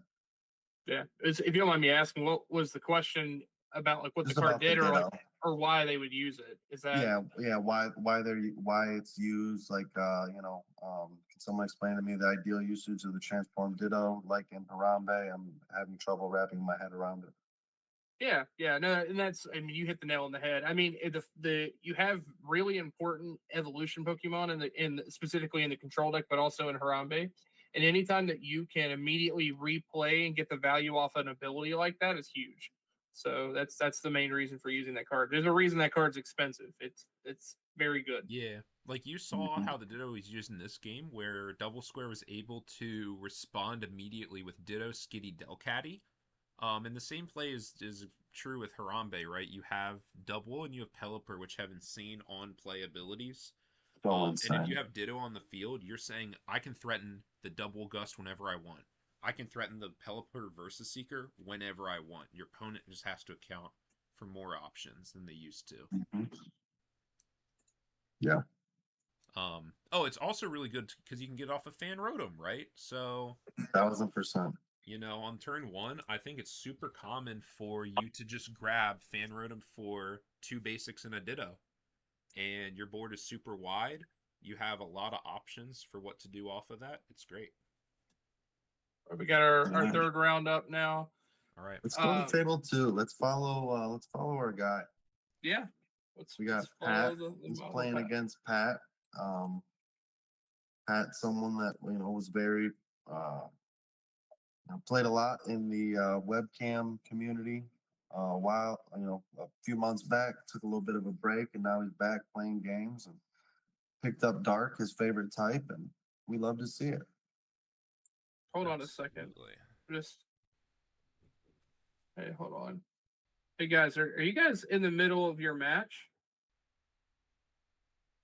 Okay, so it's time, but it was marked that Pat had won. So did you not check in? You did not. And I've already started round 3. Uh-oh. We can go back. I know how Yeah. to fix it. Yeah, we're gonna undo this real quick. Yeah. Okay. Do you want me to fix it, or you got it? I mean, it's already time in the round, so like this would be a draw anyway. Where you guys are at, because whoever's at now will be turn 0 when we go to the next turn. Well, I mean, I'm gonna say it's a draw, but it would be one turn. But yeah, we already 2 minutes past. But yeah, we'll let the others know real quick. Yep, we'll get it fixed. You want to jump in the back end, Spence? Yeah, it's okay. This is I got it. a couple of things there, yeah, but This is where I put up a good example. We got to check in. Yep, it's okay. We're gonna get it fixed. Just be there in just a second. Spence, you want to fix it on the back end and reset real quick? Mm-hmm. Okay. All right. Thank you guys. What is their round? What is the result of that round? We don't know yet. They're still playing. That's the problem. Okay, we're giving them 1. Yeah, I mean they're at turn 0, so the turn there, whoever's playing now is on turn 1. So we'll see what they decide. That Prize count is 2-2. Make a post in the doesn't look like it's gonna trials. resolve, unfortunately. I'll jump in the chat too. Mhm. Oh, unless. Oh shit! Can He he has do it? Crisis Punch. Yeah, but But he It's can't. his He's got 2 turn. prizes. yeah, they were both on 2 prizes, so the Crisis Punch isn't activated. He would have had to have Pat take a knockout there. Okay, what are you guys? Is this a draw, guys? He won. Okay, all right. So we can change it to Evan as the winner. We got to fix that real quick. I'll be back. Can you thank them? Yeah, we love to see that. Ties are never any fun when you can see the writing on the wall and you can see to your opponent. That's always a nice thing to see. Yeah.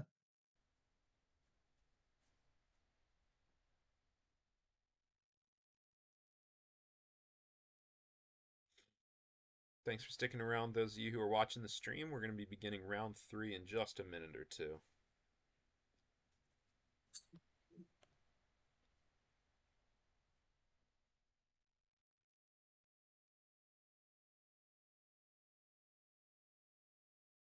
And once you guys are back, we'll pick a match to watch.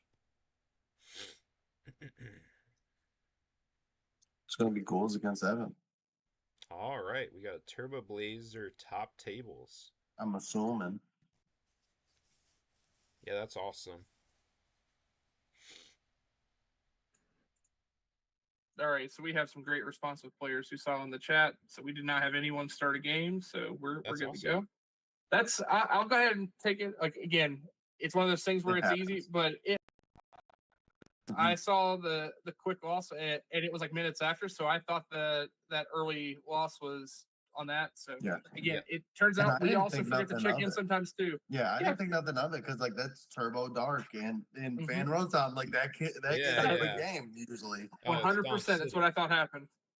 Unless 100%. you go the long game, which they did. Yep. Mm-hmm. So all right, so we got Evan and Mickey on table 2, and then Ghouls and Cap'n on table 1. Oh no, water versus fire. Oh, Okay. I mean, it's up to you guys. I kind of want to no. call an audible and watch the colorless versus Yeah, psychic. I'd Although like we've to already hop in watched with it that once. too. Yeah, I Yeah. don't know if I want to see fire get trounced by water. Yeah, I mean we have not Sounds like seen a blowout we've not seen all the tricks that Garbotoxin spread deck has, so I'd be interested to see what else it's got. for sure. I'll be right back, boys. Okay. Take care.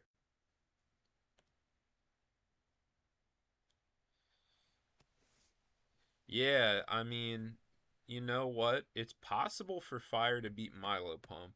It is definitely possible. But if I had $5 to place on one of those decks, I don't think it would ever be water or ever be fire.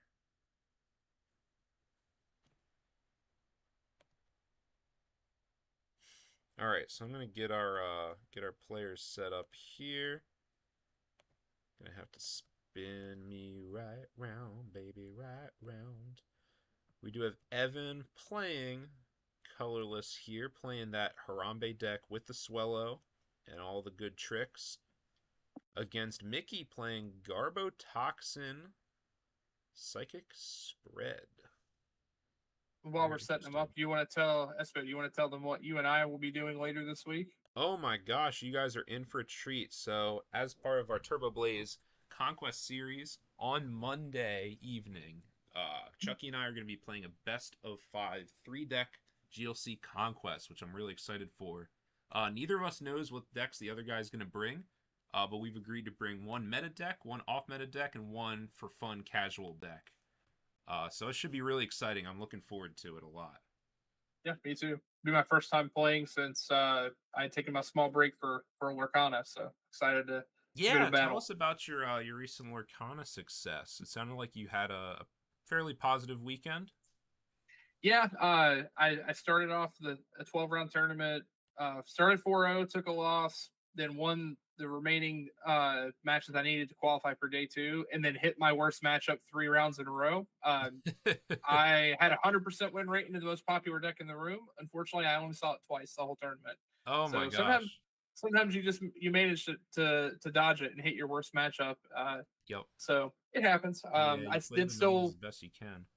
Oh, for sure. I mean, I still finished enough to get some money out of it, so I'm not leaving the trip empty-handed. But I did Yeah. not get my qualification, so the next event won't be until June either. So it's gonna be a while before I get a chance. Oh my So I'm gosh. all about Pokemon for a bit, Yeah, I was gonna say that means you have plenty of time for prep for this 3K.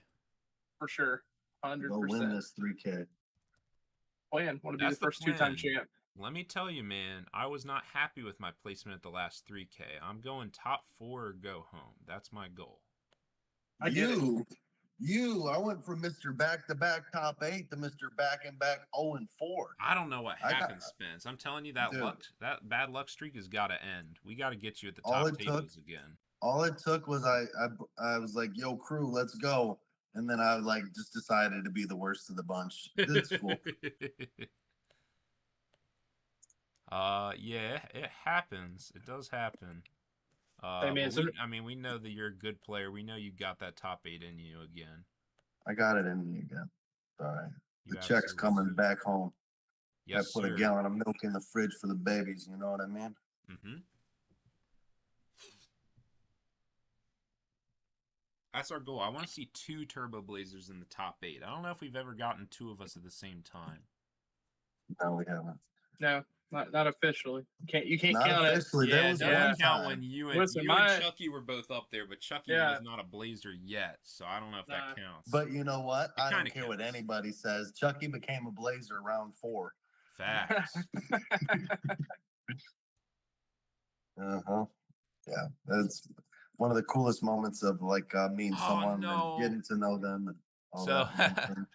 Dude, I love this start from Mickey because Mickey went first and he whiffs the energy on the Mimikyu attack that we were talking about, but nope, Doesn't he care. just goes into the Wobbuffet anyway, and Evan hates to see that. Yep. Round. Mickey's the kind of guy who will elect to go first for these kinds of things. I want the community to know that. Yeah, like look, he had the energy. He could have searched his deck for a card, but he had something even better than attack on Well, no, turn one that's going the first. Sableye that does that. Oh, that's the Sableye. Okay, never Yeah. mind, never mind. I got a little excited there. Oh yeah. No, Yeah, I wouldn't be surprised if Mickey wanted to go first with this deck between the Sableye and the Wobbuffet. Those are pretty gross things to be doing going first. Mm-hmm. For sure. I mean, you just have a lot of outs to what you can do, and like if you get to go first, and Wobbuffet can reliably shut off whatever they're doing turn one and prevent a KO. If you can get set up wide enough, then you can just have the turn two Garbodor, right? Yeah, I Yeah. mean this I mean- Wobbuffet is gonna just shut Evan down unless he has the out here. That Buddy Poffin is gonna be okay. It's no fan Rotom. Yeah, it's fine. But I think Harambe plays enough search that like Fan Rotom is really, really good. Turn one, don't get me wrong. But like Yeah. sometimes I just pop it and I'm like, yo, like what am I supposed to do with the rest of these cards? Just nest dash them and Yeah. be Mhm. bricked up? Yeah, For sure. I mean, sometimes you just get fan Rotom honestly just for the attack more than the ability. No, for sure. I mean, yeah, like you said, like you have enough consistency in the deck, you can still get set up. The Yeah. real question is what's Evan going to try to do to deal with this Wobbuffet? Because that Yep. wall is there. He's got to He has to get kill it out of there, Yeah. and he's not going to kill it in turn one, right? So Right. how is he going to set up the KO? Like honestly, if he has other setup already in hand, like getting the fan's not the worst idea here. I if would he love has to a way see to him get attack. the fan and go for the two shot. I think that's a pretty safe Mhm. play. Absolutely. Fan Rotom is also going to kill a lot of the follow-up attackers like Uxie, like Mimikyu, Sableye, all of them. Sableye. Yeah, Yep. I think Meloetta has 90 HP, but I mean, the vast majority of them are going to be susceptible to Fan Rotom here. Yeah. Powerful muscle band. Muscle Band. Absolutely. You know what could KO the Wobbuffet here is a Hop Snorlax, Hops band, double turbo energy. Yep. That's exhausting Yeah, a if he lot of has Goose resources. Hala, I mean, we could even see Stadium powerful Muscle Band, you know? This is true. It Oh, happens. yeah, you're right. You're right. Hmm I've done But it where again, I've gotten turn one there's KO all on the of your Solrox buffs. with my Fan Rotom before. That's can't some do that boss with your buffs. tenacity. I If you mean, do that, you're not swallowing all game. Yeah, no, In of theory. course. You're saying Swallow sucks. I'm gonna load that shit on the Fan Rotom. Mhm. But I'm gonna level 1000%. with you guys. I don't get Swallow. Swallow does not get me. I gotta cut that card. It doesn't work. It doesn't work for me. How many times have you been swallowed? Have I been swallowed? Uh-huh. Like once, maybe. I think I've been swallowed Yeah, once. see, we got to get your numbers up, dude. You got to get swallowed like 3 to Dude, 4 I times try a to day. swallow them every game. I play that deck, and I always try to get a swallow attack, and it just doesn't work. I don't know. Yeah. You know what else got me is the follow-up swallows where like you're not taking a knock with Fan Rotom. Yeah, And then it you- is a you nice take the math field. cleaner. I'll admit that. Yeah. And then another one that I've seen Lee and Ghouls using the last, few times I watched them play is just going in with that first attack for like 30 to 50 damage with the muscle band or powerful. Jesus Christ. Yeah. wait, he did. We Evan do just- see the oh, powerful, bro. Did we get it like passed. that? No. No, Jet Stuck must in have the been ankle. fries. Did he take a stadium? I didn't see him. He didn't play a He did. stadium. he took Lost City. Oh, I see what's going on here. He's going to try to do a little trolling. Yeah, but I don't know what you He's, want to Lost City, though. It's not the Wobbuffet. no. You want to Lost City that Trubbish, I think. Correct. Yep. You always You wanna exile get the So trash. annoying. You want to hit that Trubbish, Because Wob's annoying, naturally but it for doesn't do 50 much and take damage, two. you know? right? Trubbish is 50 or 60 HP. 60 HP Trubbish. Yeah, that's fine.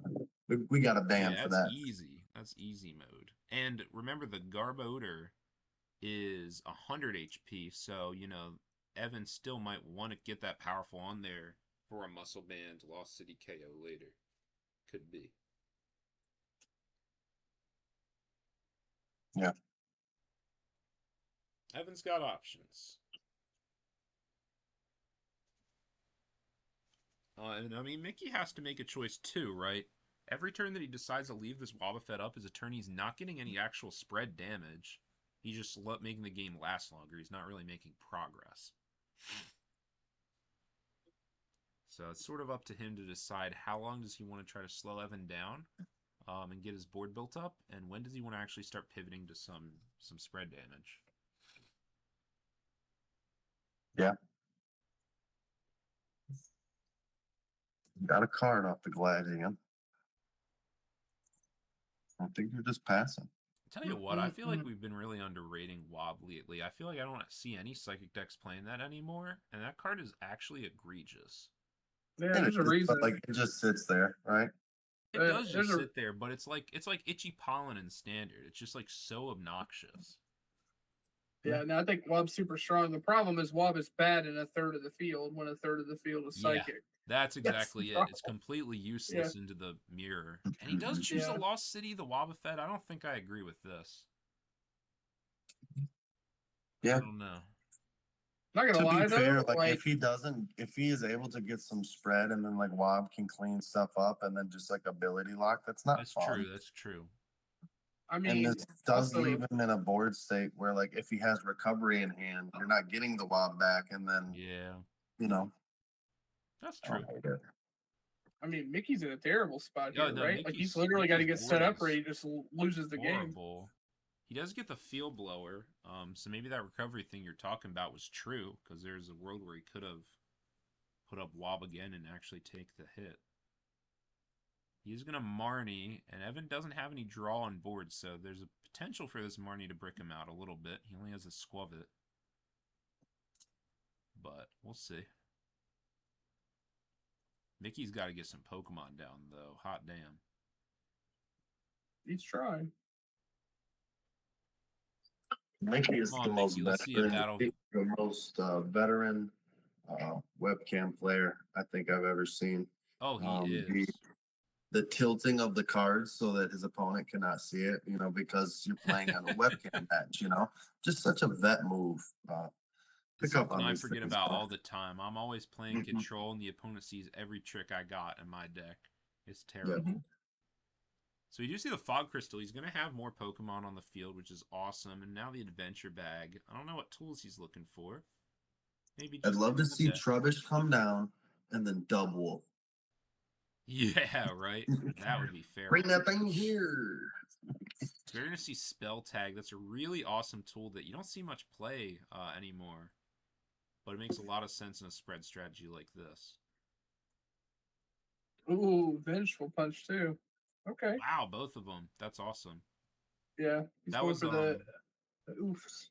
I mentioned it earlier, but Weeder and I had workshopped a Lost Zone Garbiter deck like a year and a half ago. I say Weeder and I, mostly Weeder.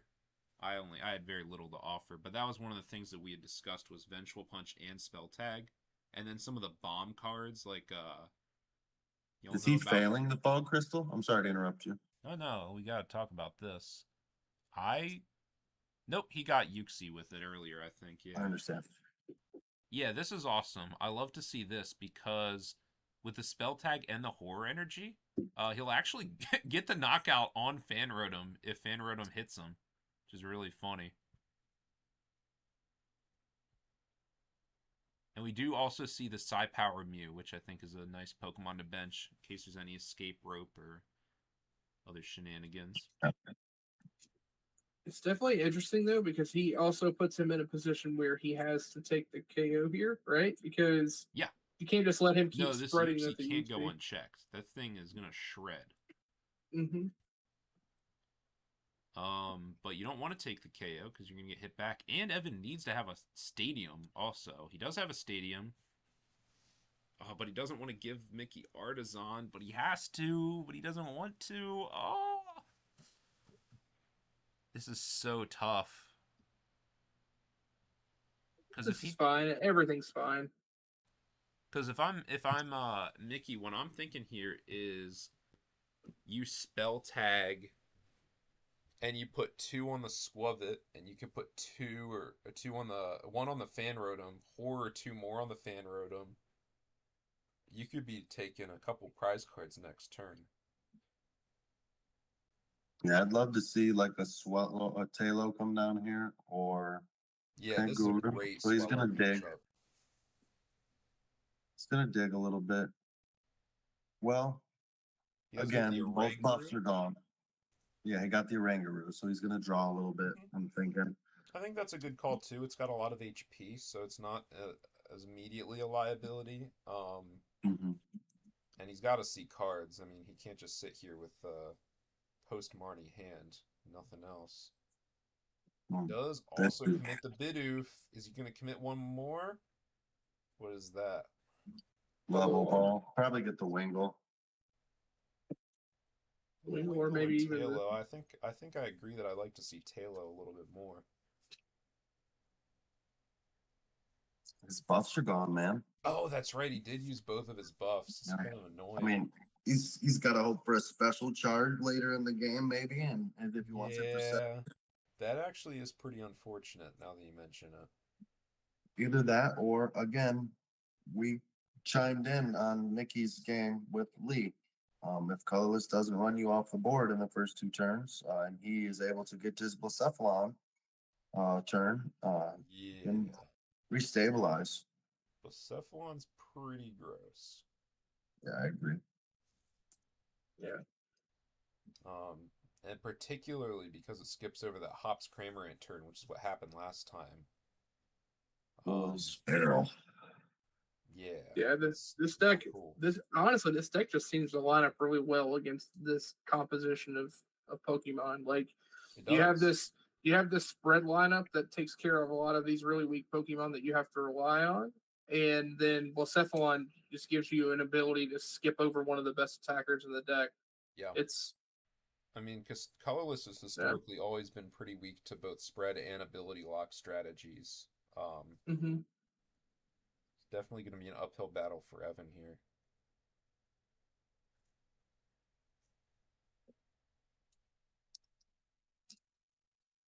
Now, I think what Evan got to hope for here is even though he's going to eat a lot of damage on the rebound when he takes his knockout, Mickey doesn't have a Uxie on the bench, right? His benched Pokemon are not the strongest sweepers or strongest spreaders of all time. Right. Is that Hilda? Yeah, he's played a Hilda. Cool. Beautiful card. That is really nice. So that could let him. He could opt for the double if he doesn't want to eat the spell tag. Ooh, Um, double. Yeah, that would be big. it would be okay. I personally think he should just bite the bullet and get rid of the Uxie because of how good of a spreader it is.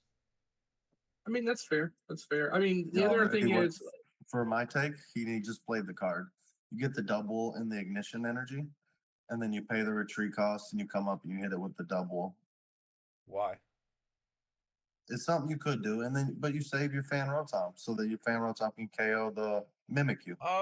The problem is you don't though, because you're still gonna eat 4 damage on the Fan Rotom potentially with spell tag, which means that Mickey Yeah, you can can do it clean the anywhere. Fan Rotom no matter what.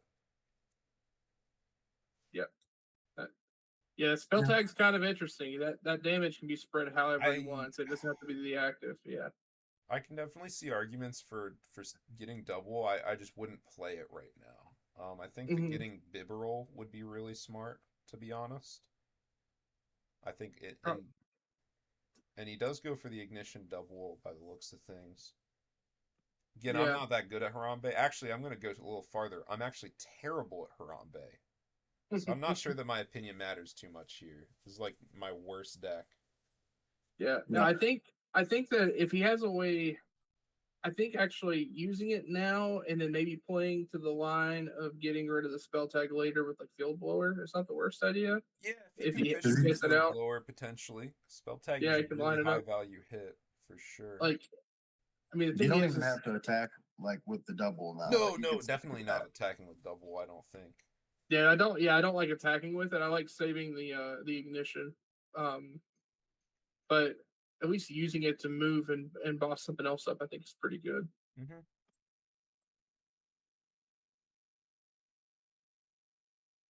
Yeah, I mean, as long as Mickey doesn't have a really terrible hand, I think Mickey's pretty happy no matter what. He's getting a lot of damage on the rebound here.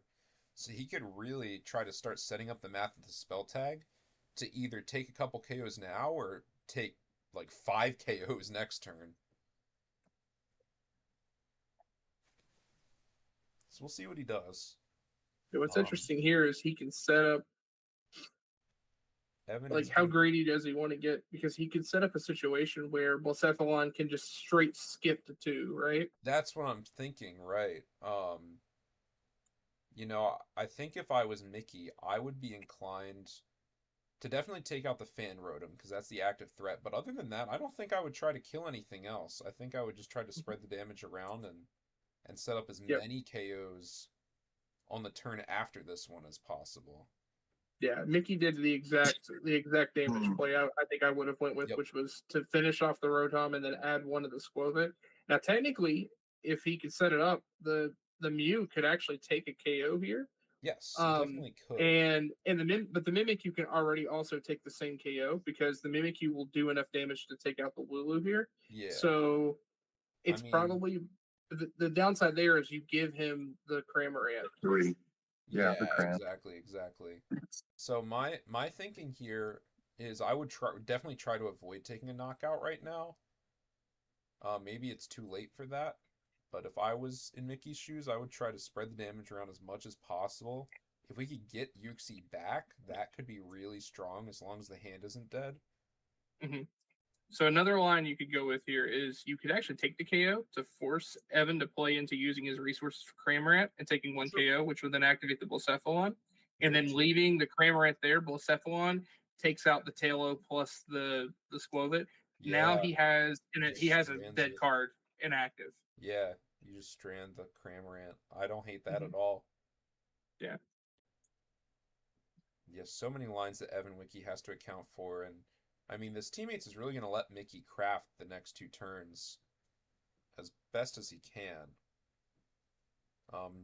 I think that most likely he's going to try to probably grab a supporter for next turn, whether that be Tulip or something like that potentially. Yeah. And then I don't know what else. So I don't know exactly what Mickey's plan is, but he is Looks like he actively may have announcing just taken the a age old. It's the tale as old as time. You have plans, and then you realize your prize cards mess your plans up. Yeah. I do think we see the Blacephalon in the deck, but I don't know what else Mickey might be gunning for in the near Yeah. future. Well, he just keeps shouting the word prized. So Oh, I'm cheating a little. I get the audio intel. ruh-roh. What's prized, Mickey? What's prized? Is it Night Stretcher? Is it Counter Catcher? Is it... I don't know. Is it Trubbish? Trubbish was in there. I seen the Trub, I think. Let me I take don't that know. back. Thought I'd seen it. I honestly would wonder whether Mickey even cares about Garbodor at this point. Because I feel like he's in a position where he could actually just get away with just spreading and not even need to ability lock. Just play consistent. But I don't know. He knows that the double's in hand, right? So if he does get Trubbish, he's got to kill the Wooloo.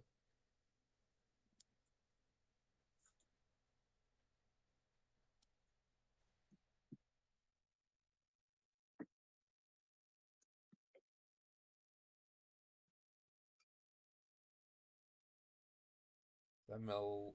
Which guy is that? Is that Meloetta? Trubbish. That is Trubbish, okay.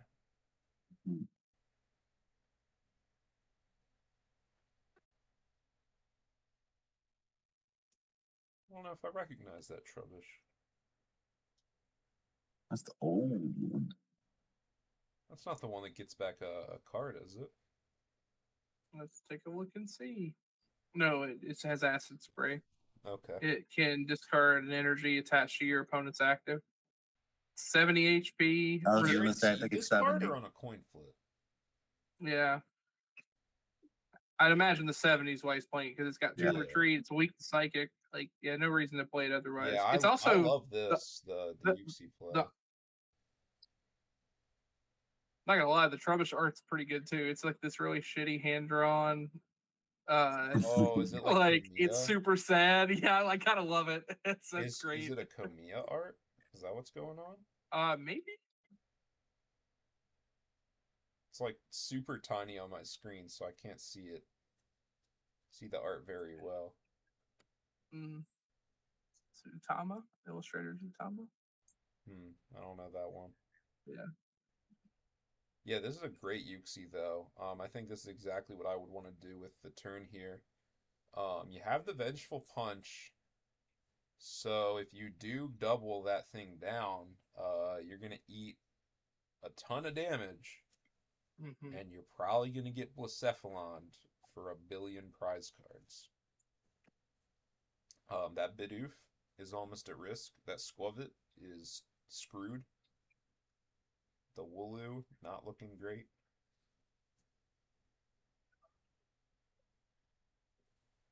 Yeah, this is it's not looking This good. is gross stuff, man. This is gross stuff.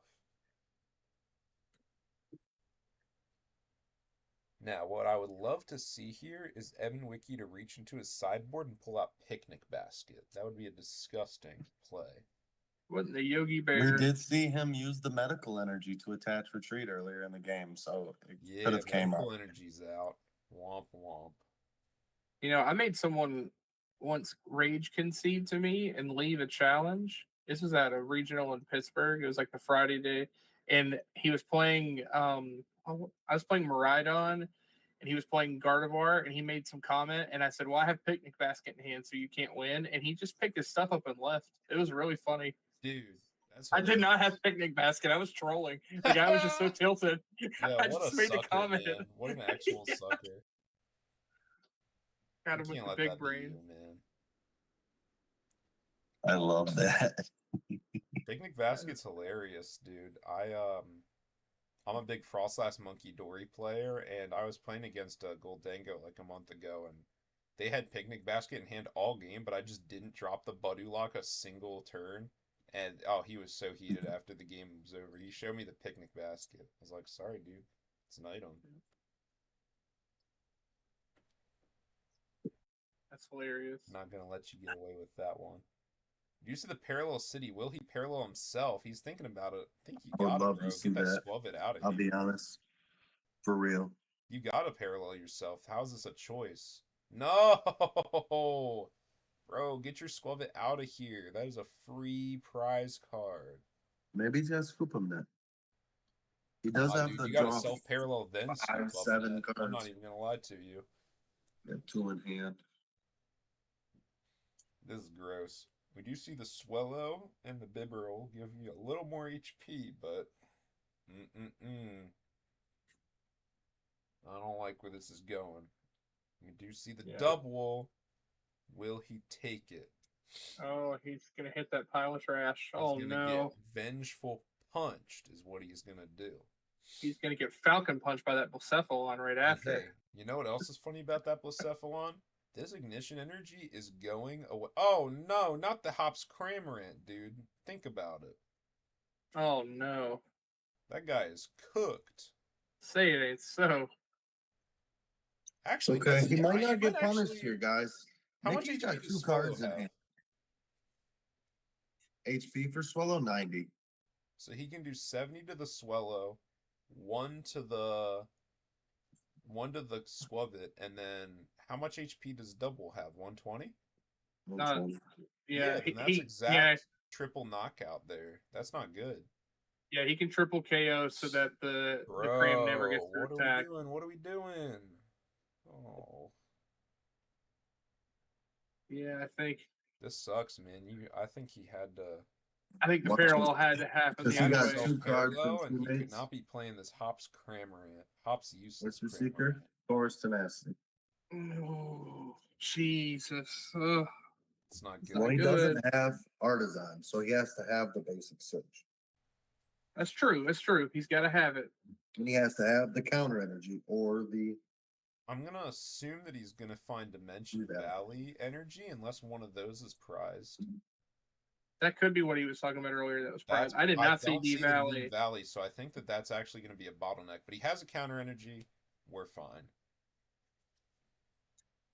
But he does need to find the Blacephalon. Does he have the search in hand, or what is that? Is that Old Moonlit Cemetery. Hill? No, Old Cemetery. Yeah. He literally just playing all the things to put counters on his opponent's No, stuff. It's I hilarious. respect that. It's honestly, it does rack up. Oh, for sure. Y'all ever Oh, get hit with he's got the treasure in hand. You know this man's got it. He's got the treasure in hand. I just got to decide what to get rid of. He gets rid of this. Is that Yellhorn? Sure is. Stretcher. Is that actually Yellhorn? It sure is. I'm crying. Oh, yeah. Yellhorn's honestly broken. You guys aren't. It's, both Pokemon are confused, right? Yup. Mhm. Dude, I'm telling you, like, it sounds like a bulk card. It really, like, I've never seen a bulkier card in my life, but when you actually play it, you're like, huh, this is kind of dumb.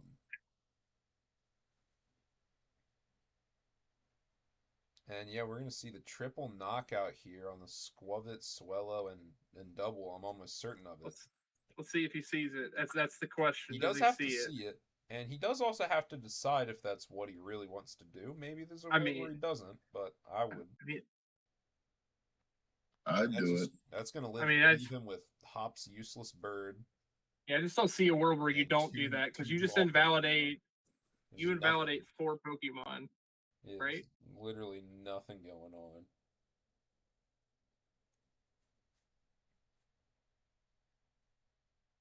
Old Cemetery.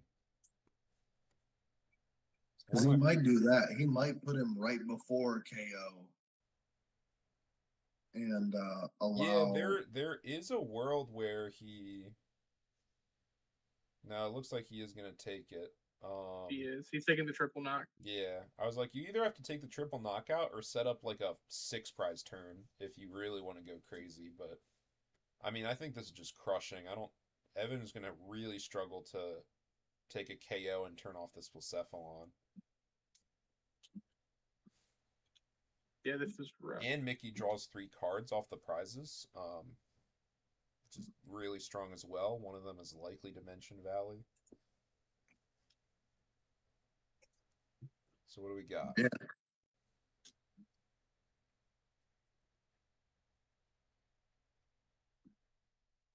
My little story time. One of my first games I ever played at GLC, I was playing Firemill. That was my first deck. And I was playing against Hitmon Bros. And this guy dropped a Po Town. And I just could not find the stadium bump.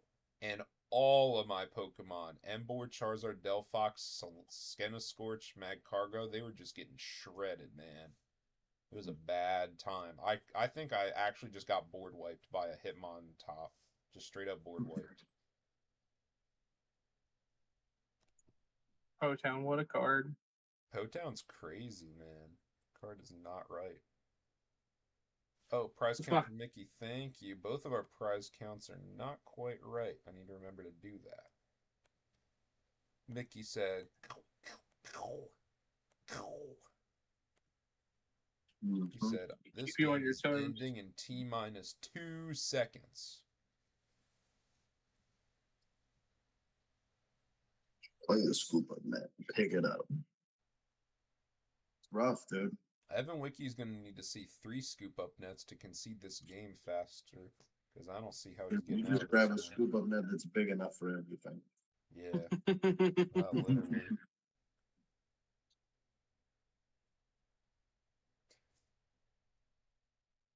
Another thing I've been messing around with in the Psychic Spread archetype, back, like I said, like a year ago when I was playing it, was a Sky Field with like Tina and Gengar Monkey Dory stuff. Not gonna lie, it's pretty funny. Trick people into benching a lot of Pokemon. More Uxie spread. Yeah, not to mention, I don't know if you play the Gengar, but the Gengar with the Sky Field seems kind of hilarious. Yeah.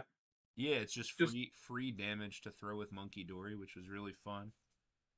Not to mention, if your opponent is dumb enough to put everything down, you're like, oh, cool. I'll do 160 for 1 energy. Dude, literally, it's actually very funny. Yeah, I can see it.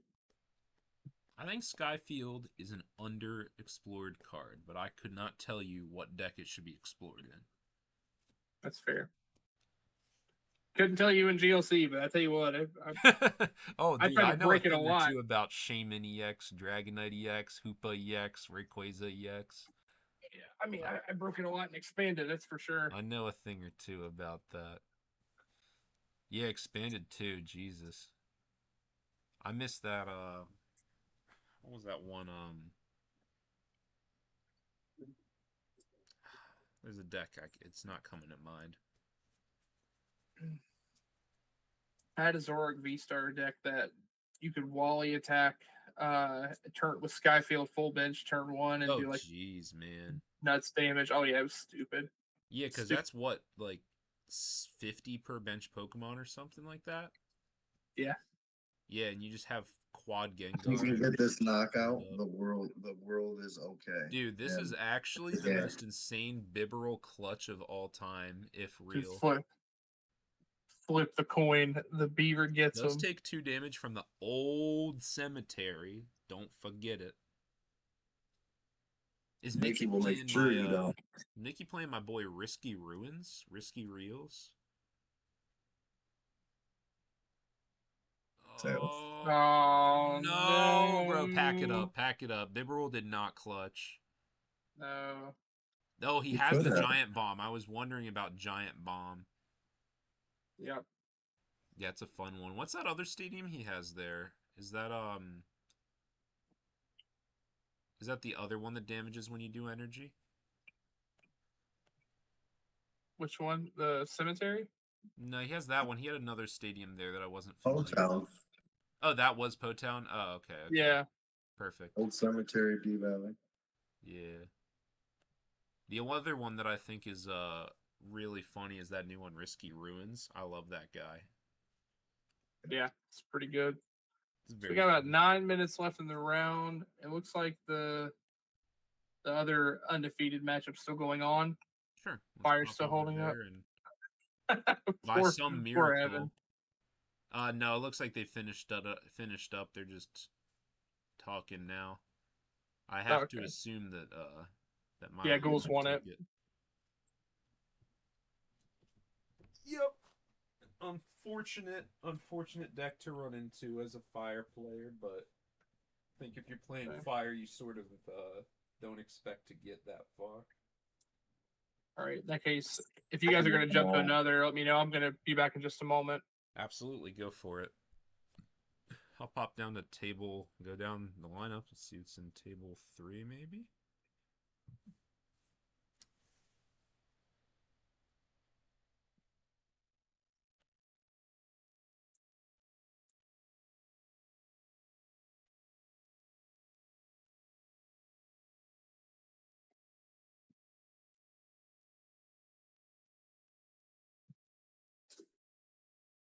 Looks like we've got a count Those Guardy versus. sleeves are cool.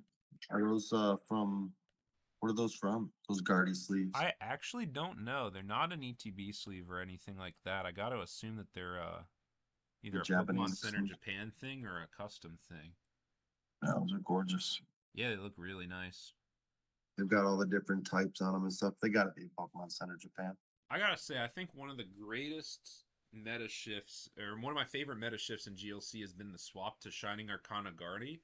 I've been saying Yeah. that card is better than Gallade since Gallade came out, man. I have Yeah, never for been sure. a big fan of the Gallade. I've always thought that Draw 2 is just better. And I'm finally being proven right. Mm-hmm. Really cool going into that last 3K. We had prepped with a psychic list and Yeah, it was super jumped off sick of it. seeing you guys like tinker it Yeah. out, and then it wins the whole thing. Y'all were right the Yeah. whole time. Yeah, it was like literally 8 cards different. Yeah, you guys just needed like another And they were another pretty week much of like the testing, same. another week in the Yeah. tank, and Yeah. And to be fair, like there wasn't many people on it leading up into it, and Evan no. picked it up I think a week before, and he's like, "Whoa, this is insane." Yeah, man. I mean, the Guardy holds. Renegade is my favorite psychic archetype, and Guardy just holds the whole thing together. The Mm-hmm. draw is insane. The turn where you get Curlia and Gardevoir just feels so unfair. Yeah, and especially in like an archetype that's like wanting to put together like combination turns. Yeah. The ability to like just churn through your deck like butter. You go, Mm-hmm. you can go refinement, shining arcana, clairvoyant sense, Mm-hmm. all in the same turn. Yeah. Big I've thing been I a big took away fan from of it with Hector's is like he played like all the shenanigans for the the multi prize and the Mhm. clown. Yeah, and especially if you're able I'm to big in Chicago. if you're able to empty your deck like Renegade can, the energy Excel can come in clutch too. I've done many times where I Hmm. empty my deck, super rod in some energy, and I get Yeah, 2 energy guaranteed on that not to go to it's 10. crazy. Yeah, Love that the call. natural Natus were fun to see too. Yeah, right. So well, what happened to me not so long ago? Somebody I attacked with Natu. They came up with their Natu, knocked my Natu out for 2 prizes. Well, I That's just hilarious. recurred my Natu and I hit theirs for 2 prizes. And I'm like, oh, thanks for the free Jesus game. Christ. You taught me something That's today. like when you're playing Smash Bros. They hit you with Jigglypuff Rest and you hit them with Jigglypuff Rest right back. You got that delay. You're like, no, I needed the star KO, not off the side. Yeah, What's the going Star KO on? screws it all up. That's right. So while I've been away, another thing I got into is speed running. And I was just seeing a neat video on how people used to speed run melee events by using Jigglypuff because in certain fights, you Yeah, you choose just that because end your it opponent instantly. doesn't come back. Yeah. That's funny. Yeah, the That's pretty speedruns for Melee Adventure Mode are actually pretty sick. hmm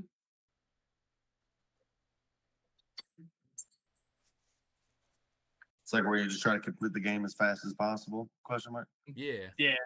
Yeah. And I yeah. mean, again, it depends on what games you're looking at. The main game I was looking at is Castlevania Symphony of the Night. And I Oh, mean, what a we're talking like legendary game, dude. one of my favorite of all Ridiculous. time. But like you're just like glitching through the game. It's absurd. Oh, I'm Yeah, sure. I'm sure. yeah. I mean, all those, for lack of a better grouping word, pixel games. I feel like they get crazy. They get crazy hmm real fast. My mind's still blown every time I see a new Super Mario Bros. One world record. Like this is actually insane. Yeah, yeah. Some of the things people do to like manipulate the code is kind of absurd. Mm-hmm.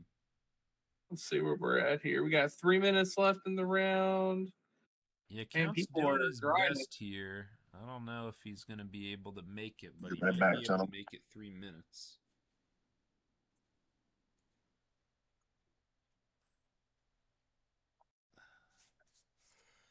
Yucky, yucky psychics got way too many energies on the board right now. This is not Yep. okay.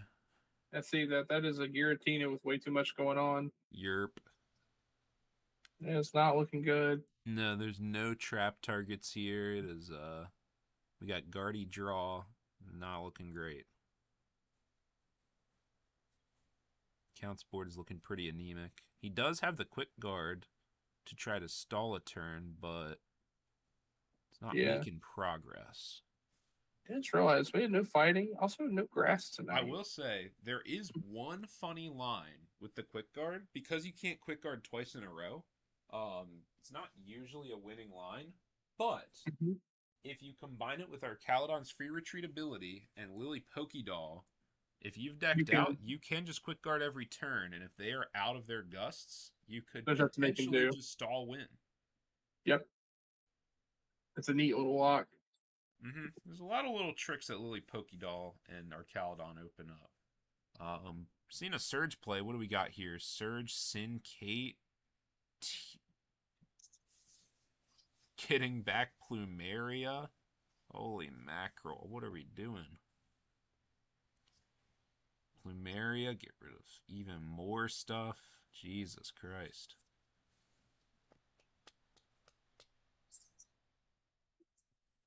Yeah, I guess that's really the only. I'm a little surprised that we're going for the Plumeria on the Giratina when we can just take the knockout on the Giratina with Cabalion. I would have maybe liked to see Plumeria on the Iron Boulder and just knock out the Giratina outright. Yeah. Would have also let him save the Field Blower for later. I'm not sure about this line. Unless, did he quick guard this turn? I'm not positive. He passed. He had to quick guard the last turn. Yeah, so why didn't we just take the knockout and Plumeria the Iron Boulder? I'm not sure that I understand. Right, right. I would agree. Because This he doesn't have makes more sense. Malamar. It's not like that's problem or anything. I don't know. Right. And Yeah. like And now, I like yeah, that now it too. just attacks again. I don't get it. Yeah, I'm confused about that too. Because he's also got the parallel down, so it's not even like he can get double down. Right. Huh. I'll have to ask Count later. That seems bizarre to me. So we're gonna have a couple matches go to time here. Yeah. I'm gonna jump around real quick. I'll let you guys handle watching Yeah, this yeah, one. yeah. Face Go bets. go check in with everybody here.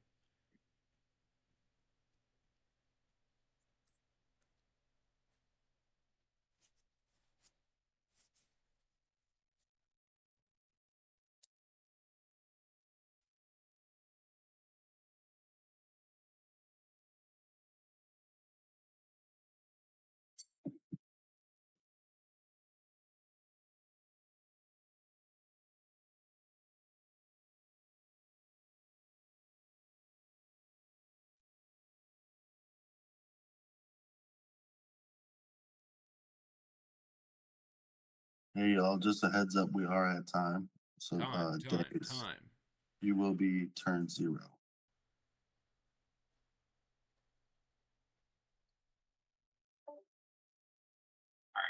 gonna send. I think I got it.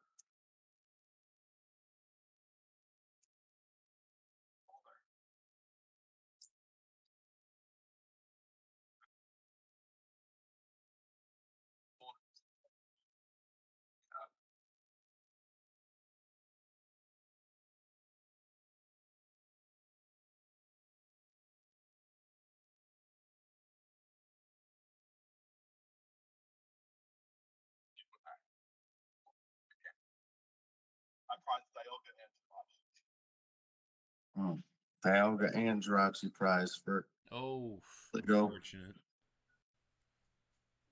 Um, All the more okay. reason to knock out the Giratina.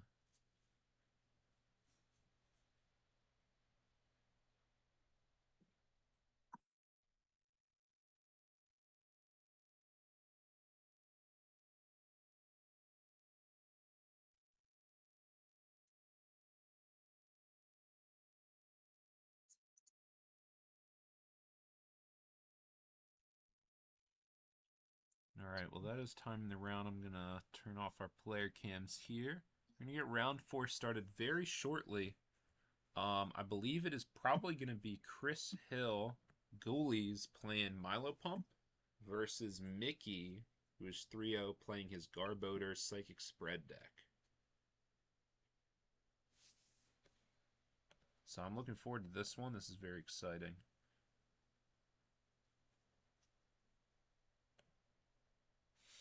Just got to wait for our last couple rounds to finish up here.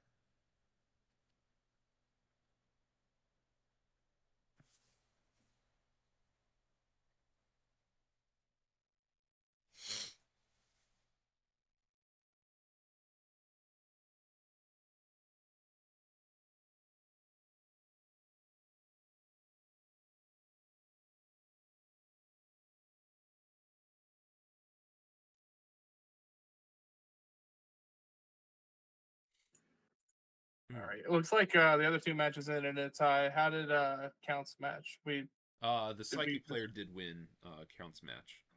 Okay. So we're good then. I'm gonna let everybody know round 4 will start up in just a moment. Lovely.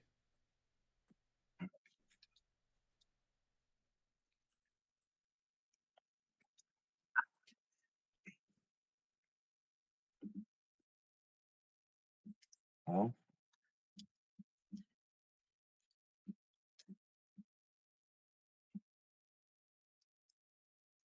Still just really surprised by our meta share. Yeah, it's a weird one, man. This is a very weird Mm-hmm. one. Like, guys are badge hunting. I They mean, are. yeah. Is it because everyone's already won with the fighting deck, so we Yeah, can't win with fighting's fighting gotta anymore? be our most popular badge by far. Yeah, certainly. We've only had one water badge. Lee won the water badge with his Milo Pump Ice Cube variant. That's even I've the only water win so far, which is wild. I think I've played for the badge with water twice now, and I managed to fail both times. So Yeah. I'm not gonna lie, it's I want goals to win, but I also want to be the first water badge winner between the two of us with Mile Pump. Yeah, I feel you. I've been trying for that egg meal badge the last couple times, and it's eluded me. I keep getting nonsense matchups, unfortunately. Bro, you guys scammed the last time I streamed. It was Dude, at round one again. Okay, but what I've learned is like I just don't want to put count on round one because whoever count plays against the Savior Machine round one, he puts on a clinic of just the most Yes. absurd. Like I'm gonna hit all the best hits right here. Like yeah, it's man. rough stuff to watch. Yeah, that game versus Alex Carpenter was painful to watch. Oh my god. Mm-hmm. Yeah, I was in Alex Carpenter's seat a few days ago. It ain't fun. No, it is not. Okay, I think we're ready to start. Am I right? All Just right. making sure we had everything. Okay, we're gonna start round four up. Let's get her done. All right. What are those matches looking like? I mean, obviously we're going to table one, Oh right? yeah. No doubts here.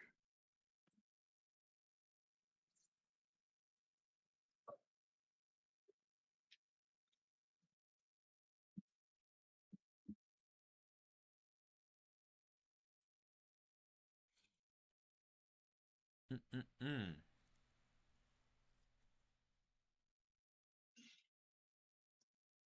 Yeah, definitely. I'm gonna be streaming. I think probably a couple here, to get Logan to play some. But once I'm back, I think I want to run back. Well, I can't run back Ursa Luna. I already got the Ursa Luna badge, but I need to get some more control badges. It's getting a little embarrassing.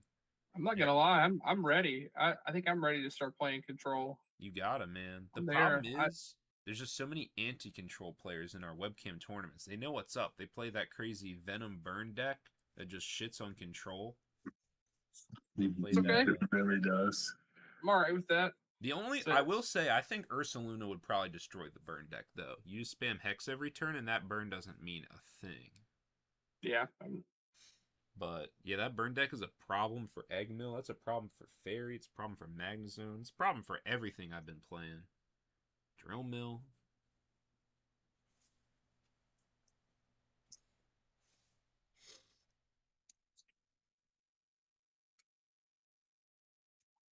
It's a big, cool matchup. It absolutely is. Let's get this thing going here. I'm gonna get these players on the stream and get their stream set up in a moment. I'm gonna have to spin water these guys around. water versus psychic. How original. Bearing I today, know, aren't right? we? But I gotta say, it really is The fun original. one. I mean, this What is a yeah, freaking crazy what psychic deck. what is this? 2021? Yeah, right. Yeah, I think that we need to 2021 have could look a. forward and see this. They'd be mind blown with Milo Pump and then this psychic spread list. They'd say, It's "What funny the because they heck could have been happened?" playing Milo Pump in 2021. They just didn't know Oh it. yeah, They literally could have. Yeah, but why All the would you do cards are that when you there. just play 100%. Blastoise? I want to play Jesus. 20 Pokemon Blastoise. That's terrible, man. Where we were at. I mean, I remember Blastoise. I remember that card. It's I remember when people were playing the Pokemon Go Blastoise, and that was really bad. Oh, don't even hate on that. I 4-0'd a regional that card. With the sides. Like, oh, I was scamming people turn two. They didn't even know. That's crazy business. Yeah, I did it on a dare. It feels really good whenever you prove someone wrong. Oh, I I'm not bet. saying I wouldn't play anything major, but man, it was a fun time. I Yeah. The first month, the January 2025 monthly in my store, the final round was Vitality Spring Blastoise, but I was on Magnezone control, and that went about as well as you can expect for the Vitality Spring player. yeah, not I, very well. they got a bunch of energy in play, and then I clicked the Luxray button, and then there was no energy in play. Oh, unfortunate. Mickey has no way to get that wob to be Oh active. no, the turn one Wob would have felt definitely nice. I mean, he has time, right? Because the Mm-hmm. Psychic doesn't do much abilities on turn one. It's that turn two when you want to block the Drizzile and the Octillery and all that. So as long as Mickey can get an energy next turn, I think he'll be okay. Yeah. It's also Now, that Boys does option. play Prof Letter here. What are you guys' thoughts on that? He's already committed the energy for turn. Is he just doing a deck search? Yeah, I think he wants to see the deck. Yeah. Yeah, I think just having the value of seeing what your lines are going to be the next few turns, I think is important. For sure. Now we do got to remember, this deck is not colorless. It's got a lot more HP. It's got Rough Seas, which I think is going to be the big card that Mickey's going to have to play around here. Yeah. That said, it might be difficult for ghouls to get multiple uses out of the Rough Seas, given that Feebas only has 30 HP. That's going to be a pretty big liability to watch out for. That's a free KO with a Mew attack or whatever. Yeah. We do see the evolution into Garbodor. Do we have a Floatstone or something like that? That would be the tool I would hope to commit here. Mysterious Treasure.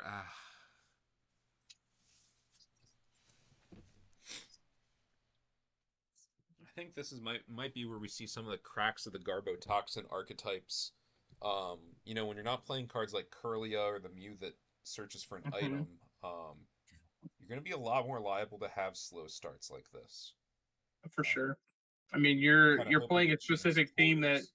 can be clunky and just not consistent. And I mean, you're giving that consistency up for a game plan that can be inherently more powerful. It is. Yeah, I think. mean, Garbotoxin is obviously an obscene ability. He does have a supporter, though, so... I'll just say it. That new Psychic Energy, Holy mackerel. that thing makes solve it. Garbodorless crazy. It does. I Mhm. actually am a lot more bullish on Garbobox, I think, after that energy comes out. Yeah. Mhm.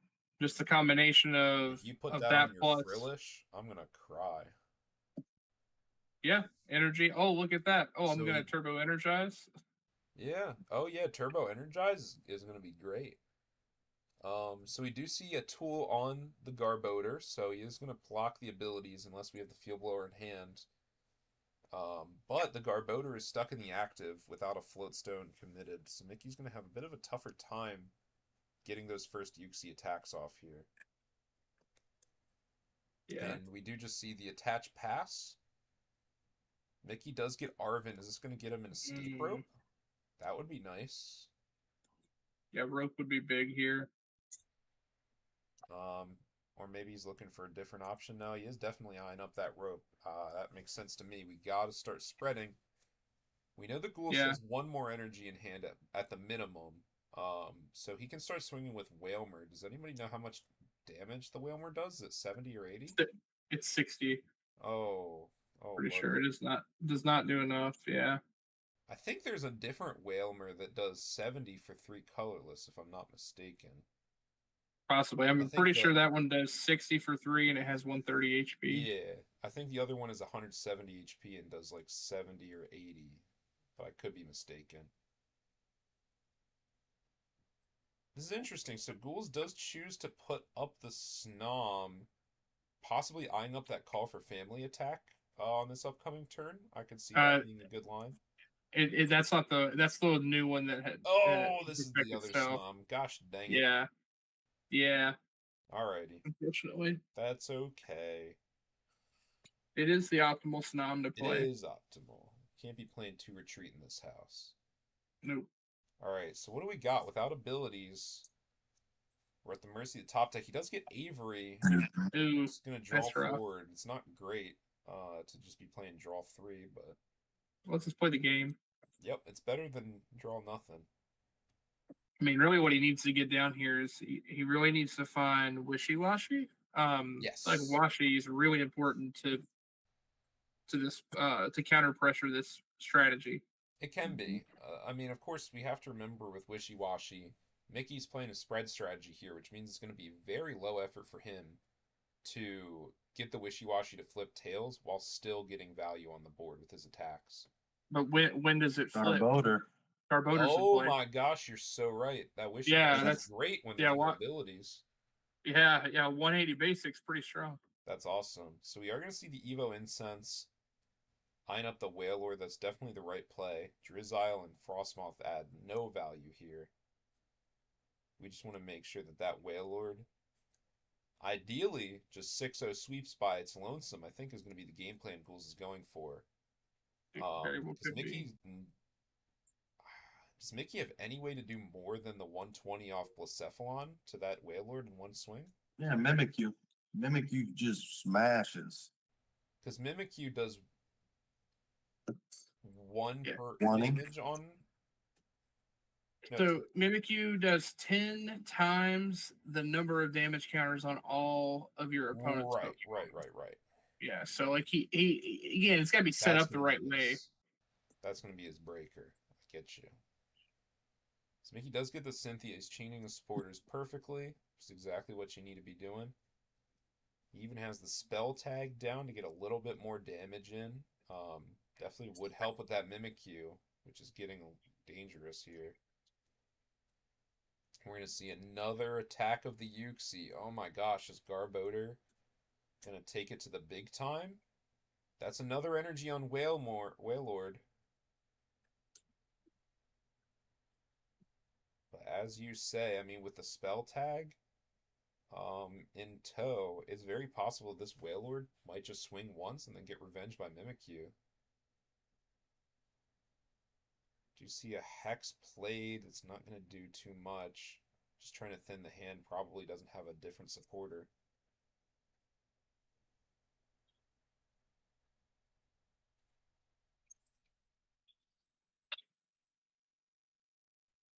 Oh, man. I tell you what, I mean, I'm sure the Ghouls is just reeling, trying to top deck a field blower or a supporter, to just play this game. Could be fine. He just if he's staggering his basics, there's a situation here where he lets the others die, Yeah, I puts think he Mickey in a really does spot want where his Snom to die here, for sure. well he can like take a spot where like he forces Mickey to hit into the Wailord to take a hit, and that's where he can drop something, heal it off of Mallow and Lana, and then Yeah, like just be in a spot where he's able to sweep, right? that would be very nice. It also could be just this next turn. Like he could just Mallow and Lana He still does need promote to the find that Wailord one more Maroon. energy, though. Yeah, he still needs another energy. He's close. And again, he's just drawing one per turn. We don't have Octillery or anything, so he's not going to have the ability to choose whether he finds those healing cards, whether he finds that energy. And we just see Tulip played for just a single Pokemon. A little bit shocking there. I wonder if I would have actually held it or not, but it does mean he got one more attacker set up on the board here. We know that Avery's been consumed. Well, what if he just doesn't want to take a knockout? Yeah, I mean, I don't think you Or do. what if he wants to knock out the Sobble specifically? Yeah, I think that that's a really good point. I don't think I want to knock out the Snom here. I think that you're actually really comfortable keeping this thing trapped in the active, and getting value around it. Yep, and it looks like Mickey's going exactly for that line, using the Sableye 3 damage to get around the Snom and maybe take out the Sobble. That would make the most sense, I think. Yeah, I think I would be fine with that. I also, honestly, no, I wouldn't attach the bomb here. I don't think Ghouls has it like that. All right. So Mickey attaches the bursting balloon. I think that's does that do 6 damage if it's attacked? I think it's 6 or 8. It's quite a bit, It's but a lot. Of course, it only lasts one turn. it is 6 damage counters on the active. Yeah, so there is a world where so what's he doing here? Is he gonna take out the Sobble? Oh no, he's only going 1 on Sobble, 2 on Wailord. So I think he's setting up a situation where Uxie can double KO. That is the line that I was hoping he was gonna take, and that's what I was thinking too. I don't think that the Sobble really has much value here, and I don't think you want to give Ghouls access to reversal energy or any other weird comeback options like that. Speak of the devil. There it is. I'd also, like you said, with the staggering of the basics, right? One of the best things that spread can do is take out, your whole board at once, and Ghouls wants to prevent that by not benching all at the same time. Ooh. Oh, but he does get punished a little bit. He's going to get a lot of value off of this Rough Seas because he Receives. didn't take a knockout. Huge. That is a really important card to find. So that Yuxi's not going to be able to board wipe this upcoming turn. That's really big. That was and now huge. he's actually out healing the Sableye unless Mickey can find a stadium bump here. If Mickey doesn't find a bump, this game's as good as over. Yeah, absolutely. Because it's out healing anything that Mickey can do. That card just completely shuts down his strategy. Yeah, I mean, with no draw engine on board, Mickey's really just at the mercy of his hand. He's going to Lilies to try to find it.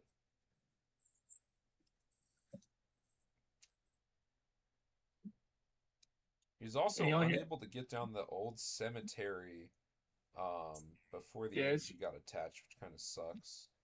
Yeah, so he's got three. So he's got 3 outs here. Yep.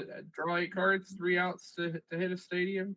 Yeah, it's another great reason not to have taken the knockout there, is it keeps your Lilies and your Ionos at max value, which is really important for a no-draw engine deck like this.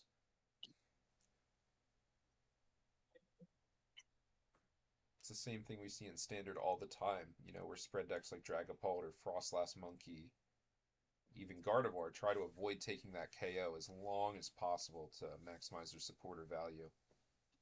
Looks like he whiffed on the stadium. Trainer's Mill hits it. That sucks, man.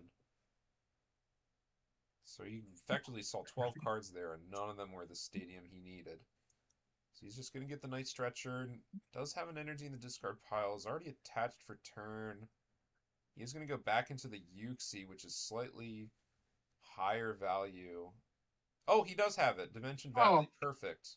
Okay. This is great. All right, we're back on track.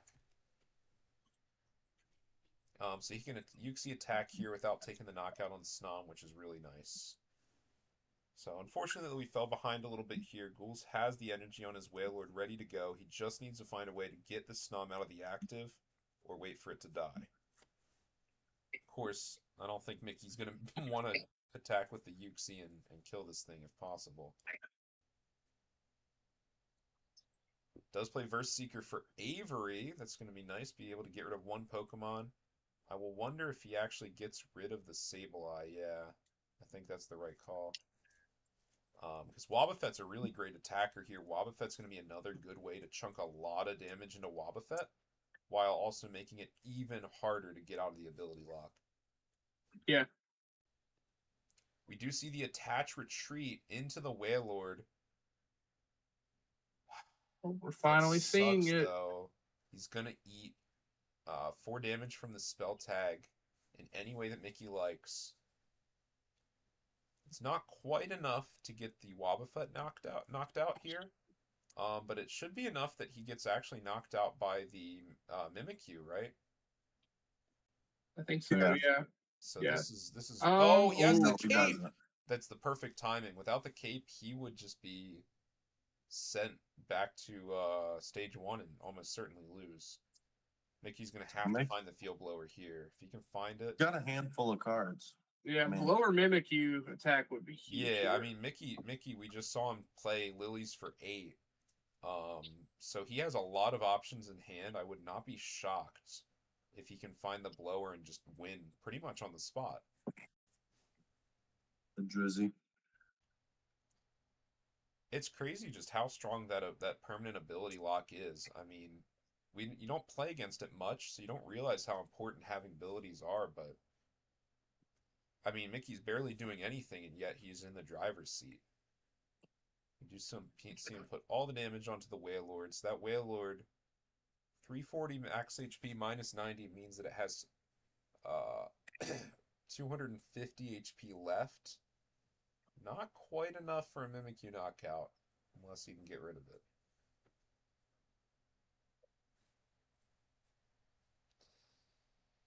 What do we got? What do we got? What do we got? Versus Seeker for Arvin. Oh, man, this game's over, man. Show me the Field Blower. U-turn board? Yep. Yeah, that's GG's. I don't see any way that Ghouls gets out of this one. He has absolutely nothing on board. We can respond with a Inteleon. Can't Yeah, get more than 2 energies on one turn. but he's committed his reversal energy at this point. Right. He doesn't have the Frostmoth evolved. He would need to have Candy Inteleon, Field Blower. That Drizzile in play. Oh, okay, sure, sure. So you'd have to have his He's got to have abilities field turned blower. on, certainly. Yeah. I He don't needs to know. have blower first, and then he can Intellion to find the pieces he needs to. Yeah, Like, it's exactly. But possible. it is possible, but I'm not feeling great about it. Oh no, not at all. I mean, we also have to keep in mind too, right? The Snom and the Drizzile have damage already, so even if he does get Inteleon up, it's not going to be too much longer before Mickey can basically do the same play again. For sure. And we do see the Yuxi get powered up once more, and it looks like it's going to be a knockout on the Wailord. Wow.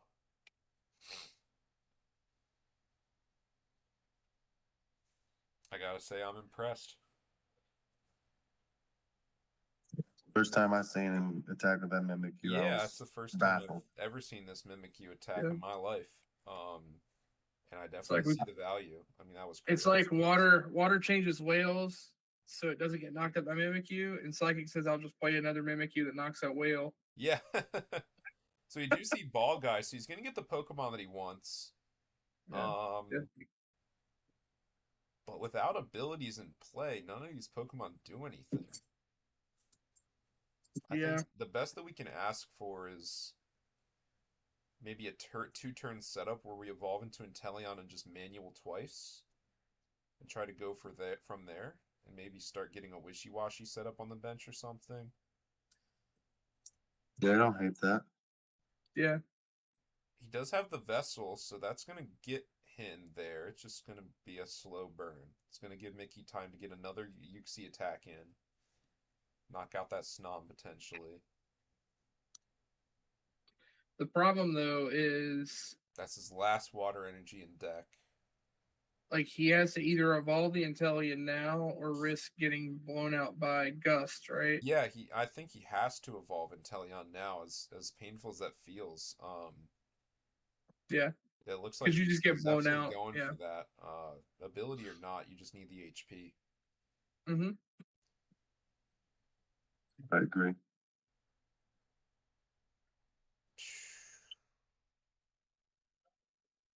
Sucks not getting the legs off it, but No. Yep. It shows you the power of Garbodor in these matchups. I mean, I think that the ability lock is really this format's Budu, right? And anything that's not super aggressive that needs a little bit of time to set up a strong board, the Garbodor just turns it all off. Yep. It is I'd like quite to see how this powerful. deck fares into like something like fighting though.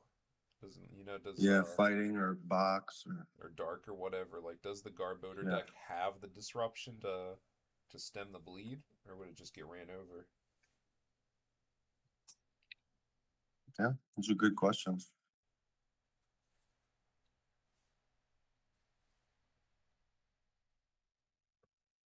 We need data. We do see the attach. He does bench the Feebas. It has 30 HP, which makes it a little vulnerable, but at the same time, Mickey would have to commit pretty hard to killing it with like Mew or Sableye or something like that. So I don't know that I'm too worried. I think Ghouls has to be thinking to himself, oh, yep, thanks for the reminder. I think Ghouls has to be thinking to himself, I need to find the Field Blower, and the turn that I find the Field Blower, I need to find Milotic for Rough Seas, because that's the key card in this Yeah. matchup, right? Yeah. I was actually wondering before we saw some of the stuff play out if it would be worthwhile to bench the Feebas for that specific line. Yeah, Because I if you, think you you have enough have to get outs, a like second Rough Seas. It's just so valuable. I mean, it would have saved him against it would have literally saved him from losing his Wailord. But I mean, again, he has to have the carts to do He has that, to have the obviously. Field Blower, and Yeah, He does not have the field blower right now. for sure, for We sure. 100% would have seen that. Oh, oh man, oh man, oh man.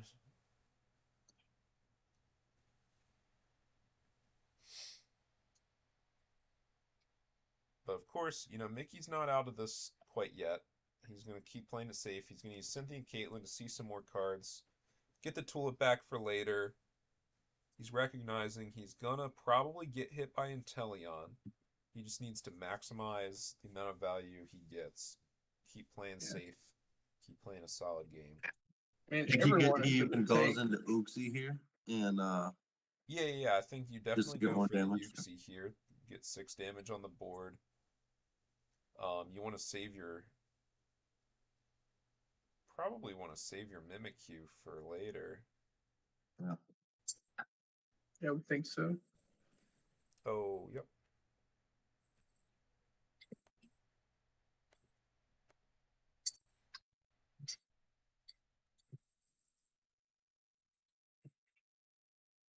Oh, we took the You see Phoebus the out. Mew play? Oh my gosh.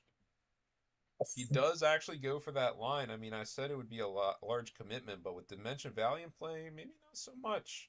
And he gets a free prize card on that Feebas there. He says, no rough seas. Not going to happen. This game is far from over. Mm-hmm. Okay, we see the Iono. That's pretty big. And we get the Wishy-Washy in play. Like you said, under ability lock, that guy is not going to get scattered. So that's a pretty good attacker in this situation. We do see the second energy attached to the Inteleon. And of course, And it's a splash. splash energy is fantastic. Yeah. I do believe that the splash energy doesn't activate on damage counter placement. Am I wrong on that?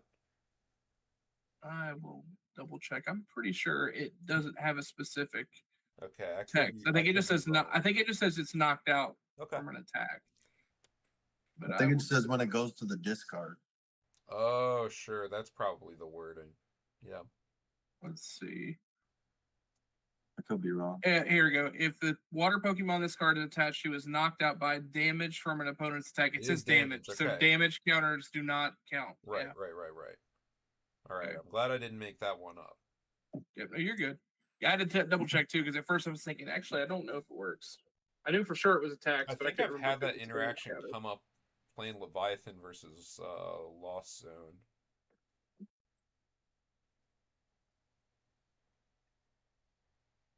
Of course, Leviathan plays Wash Energy, so it doesn't matter. So, I mean, I'm thinking if I'm Mickey here, like, the last thing you want to do is knock out the Snom, right? That gives Ghouls the free pivot that he wants.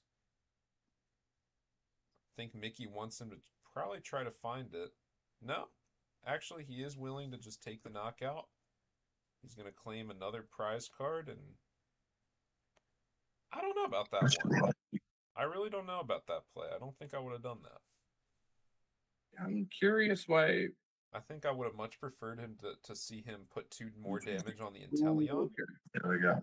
Because if he had done 2 more on the Inteleon, the Mimikyu would have had 10 damage on board, and it would have been able to knock out the Inteleon. But instead, here we go. We do see the Guzma. It doesn't matter either way. Ghouls would have been able to Guzma out. And finally, take out this Garbodor. The 1 energy, or the 1 damage on the Wishy-Washy actually going to come up in a second.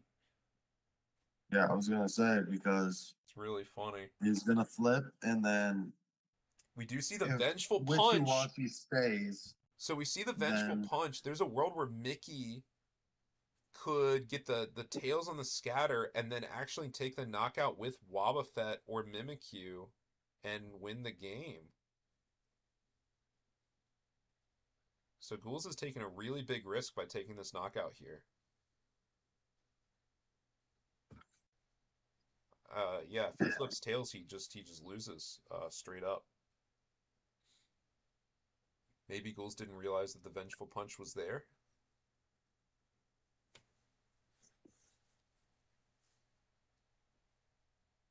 All right. Oh, that's right. No. We got to... Did he scatter? It scatter happens at the end of your opponent's turn. Yeah. Oh, okay. Sure, Yep, sure, sure. scatter doesn't happen yet. You're right. So we don't find out whether the 50-50s occurred, but we're going to find out in a second. But You yeah, see the this is psychic patch. risky. I think this is great. Definitely want to take Dude, out the knockout with the Wobbuffet. No, you don't there's want to Oh, take out the knockout with the Wobbuffet. no, you do it with the You got to do it with the Mimikyu. yeah. Try to scatter here. But the Wob could be helpful later. Let's see what we're getting. We're getting a horror energy. We're getting... What else we got? What else we got? because you can win simply off of KO scatter. Absolutely. Like you have to play to that. So now Mickey's like, all right, I got a 50% chance to win. If he doesn't go away on the scatter, how do I make it all the better?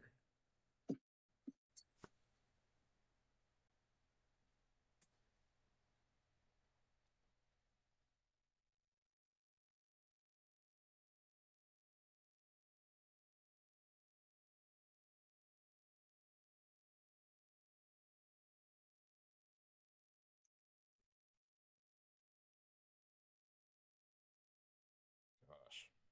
Can't believe how much value that Vengeful Punch got. That was just disgusting. Lana's Fishing Rod. Classic. You're going to get back that spell tag.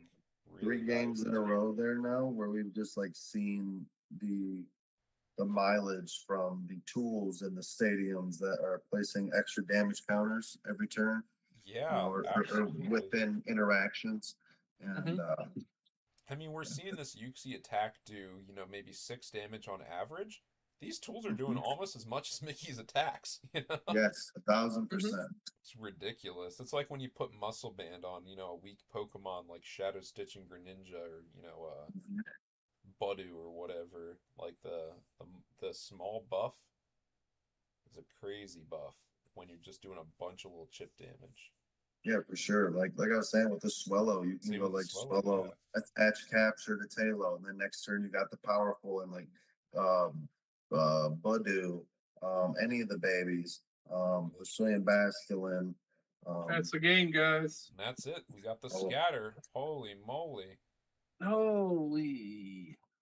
Wow. Woo. I wonder if Ghouls realized about the Vengeful Punch because based on the hand motions we were seeing, I wonder if he didn't notice that and didn't notice that he was gambling with fate there. Wow. All right, let me cut the timer here, y'all.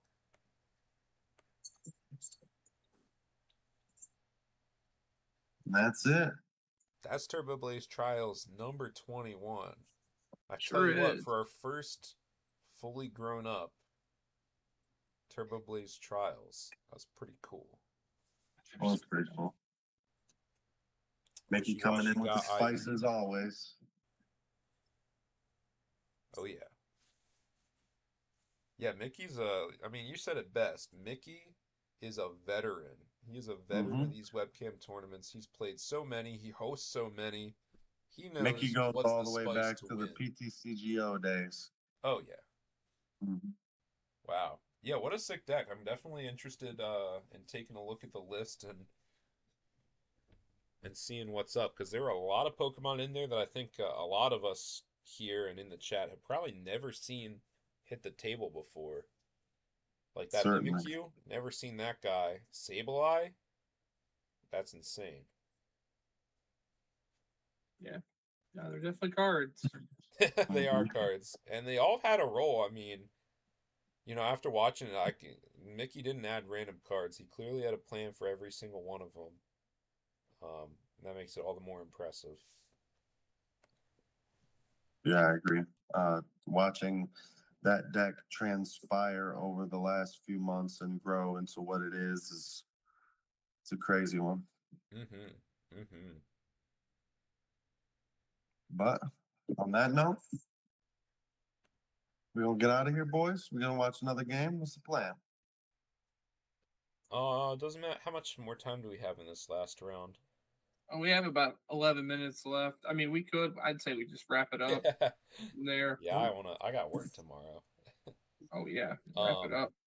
But yeah, those were some super awesome games. Thank you guys for casting with me. It was a great time as Absolutely. always. Couple shout outs before we leave. Of course, I want to shout out um our best friends, our sponsors, Collectors Connection from Duluth, Minnesota. They're an awesome card store. If you're in the area, you want to check them out, go follow them on social media. They're an awesome store. We love those guys. Big time. Also on our docket, please check out very soon. Like I said, Monday, Chucky and I are going to be doing a fun best of 5 3-deck conquest. So we're going to play that Monday evening. We'll get that posted on YouTube for y'all to check out very soon. Should have some cool decks. Neither of us know what decks they are. I'm not going to say. I'll never tell. No, I'll never I'm tell. just- I don't know a thing. There's a I'm lot bringing of the pride heat. on the line. The heat, he says. Absolutely. Be expecting fire mill. Dude,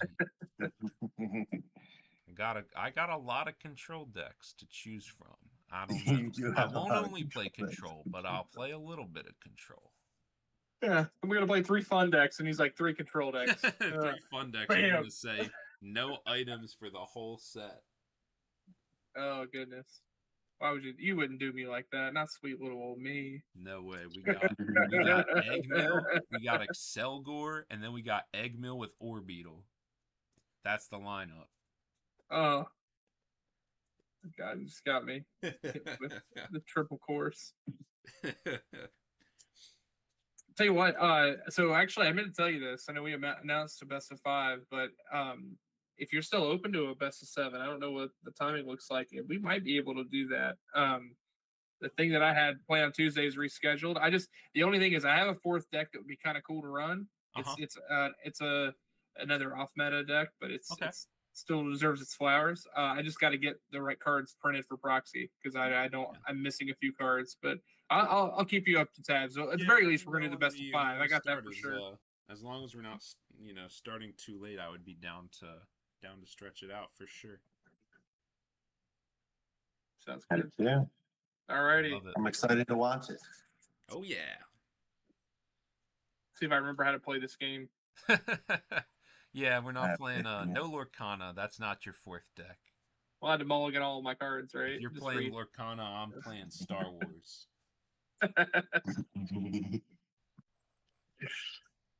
Alrighty, y'all. Till next time. Absolutely. Have a good night, everybody. See you next week.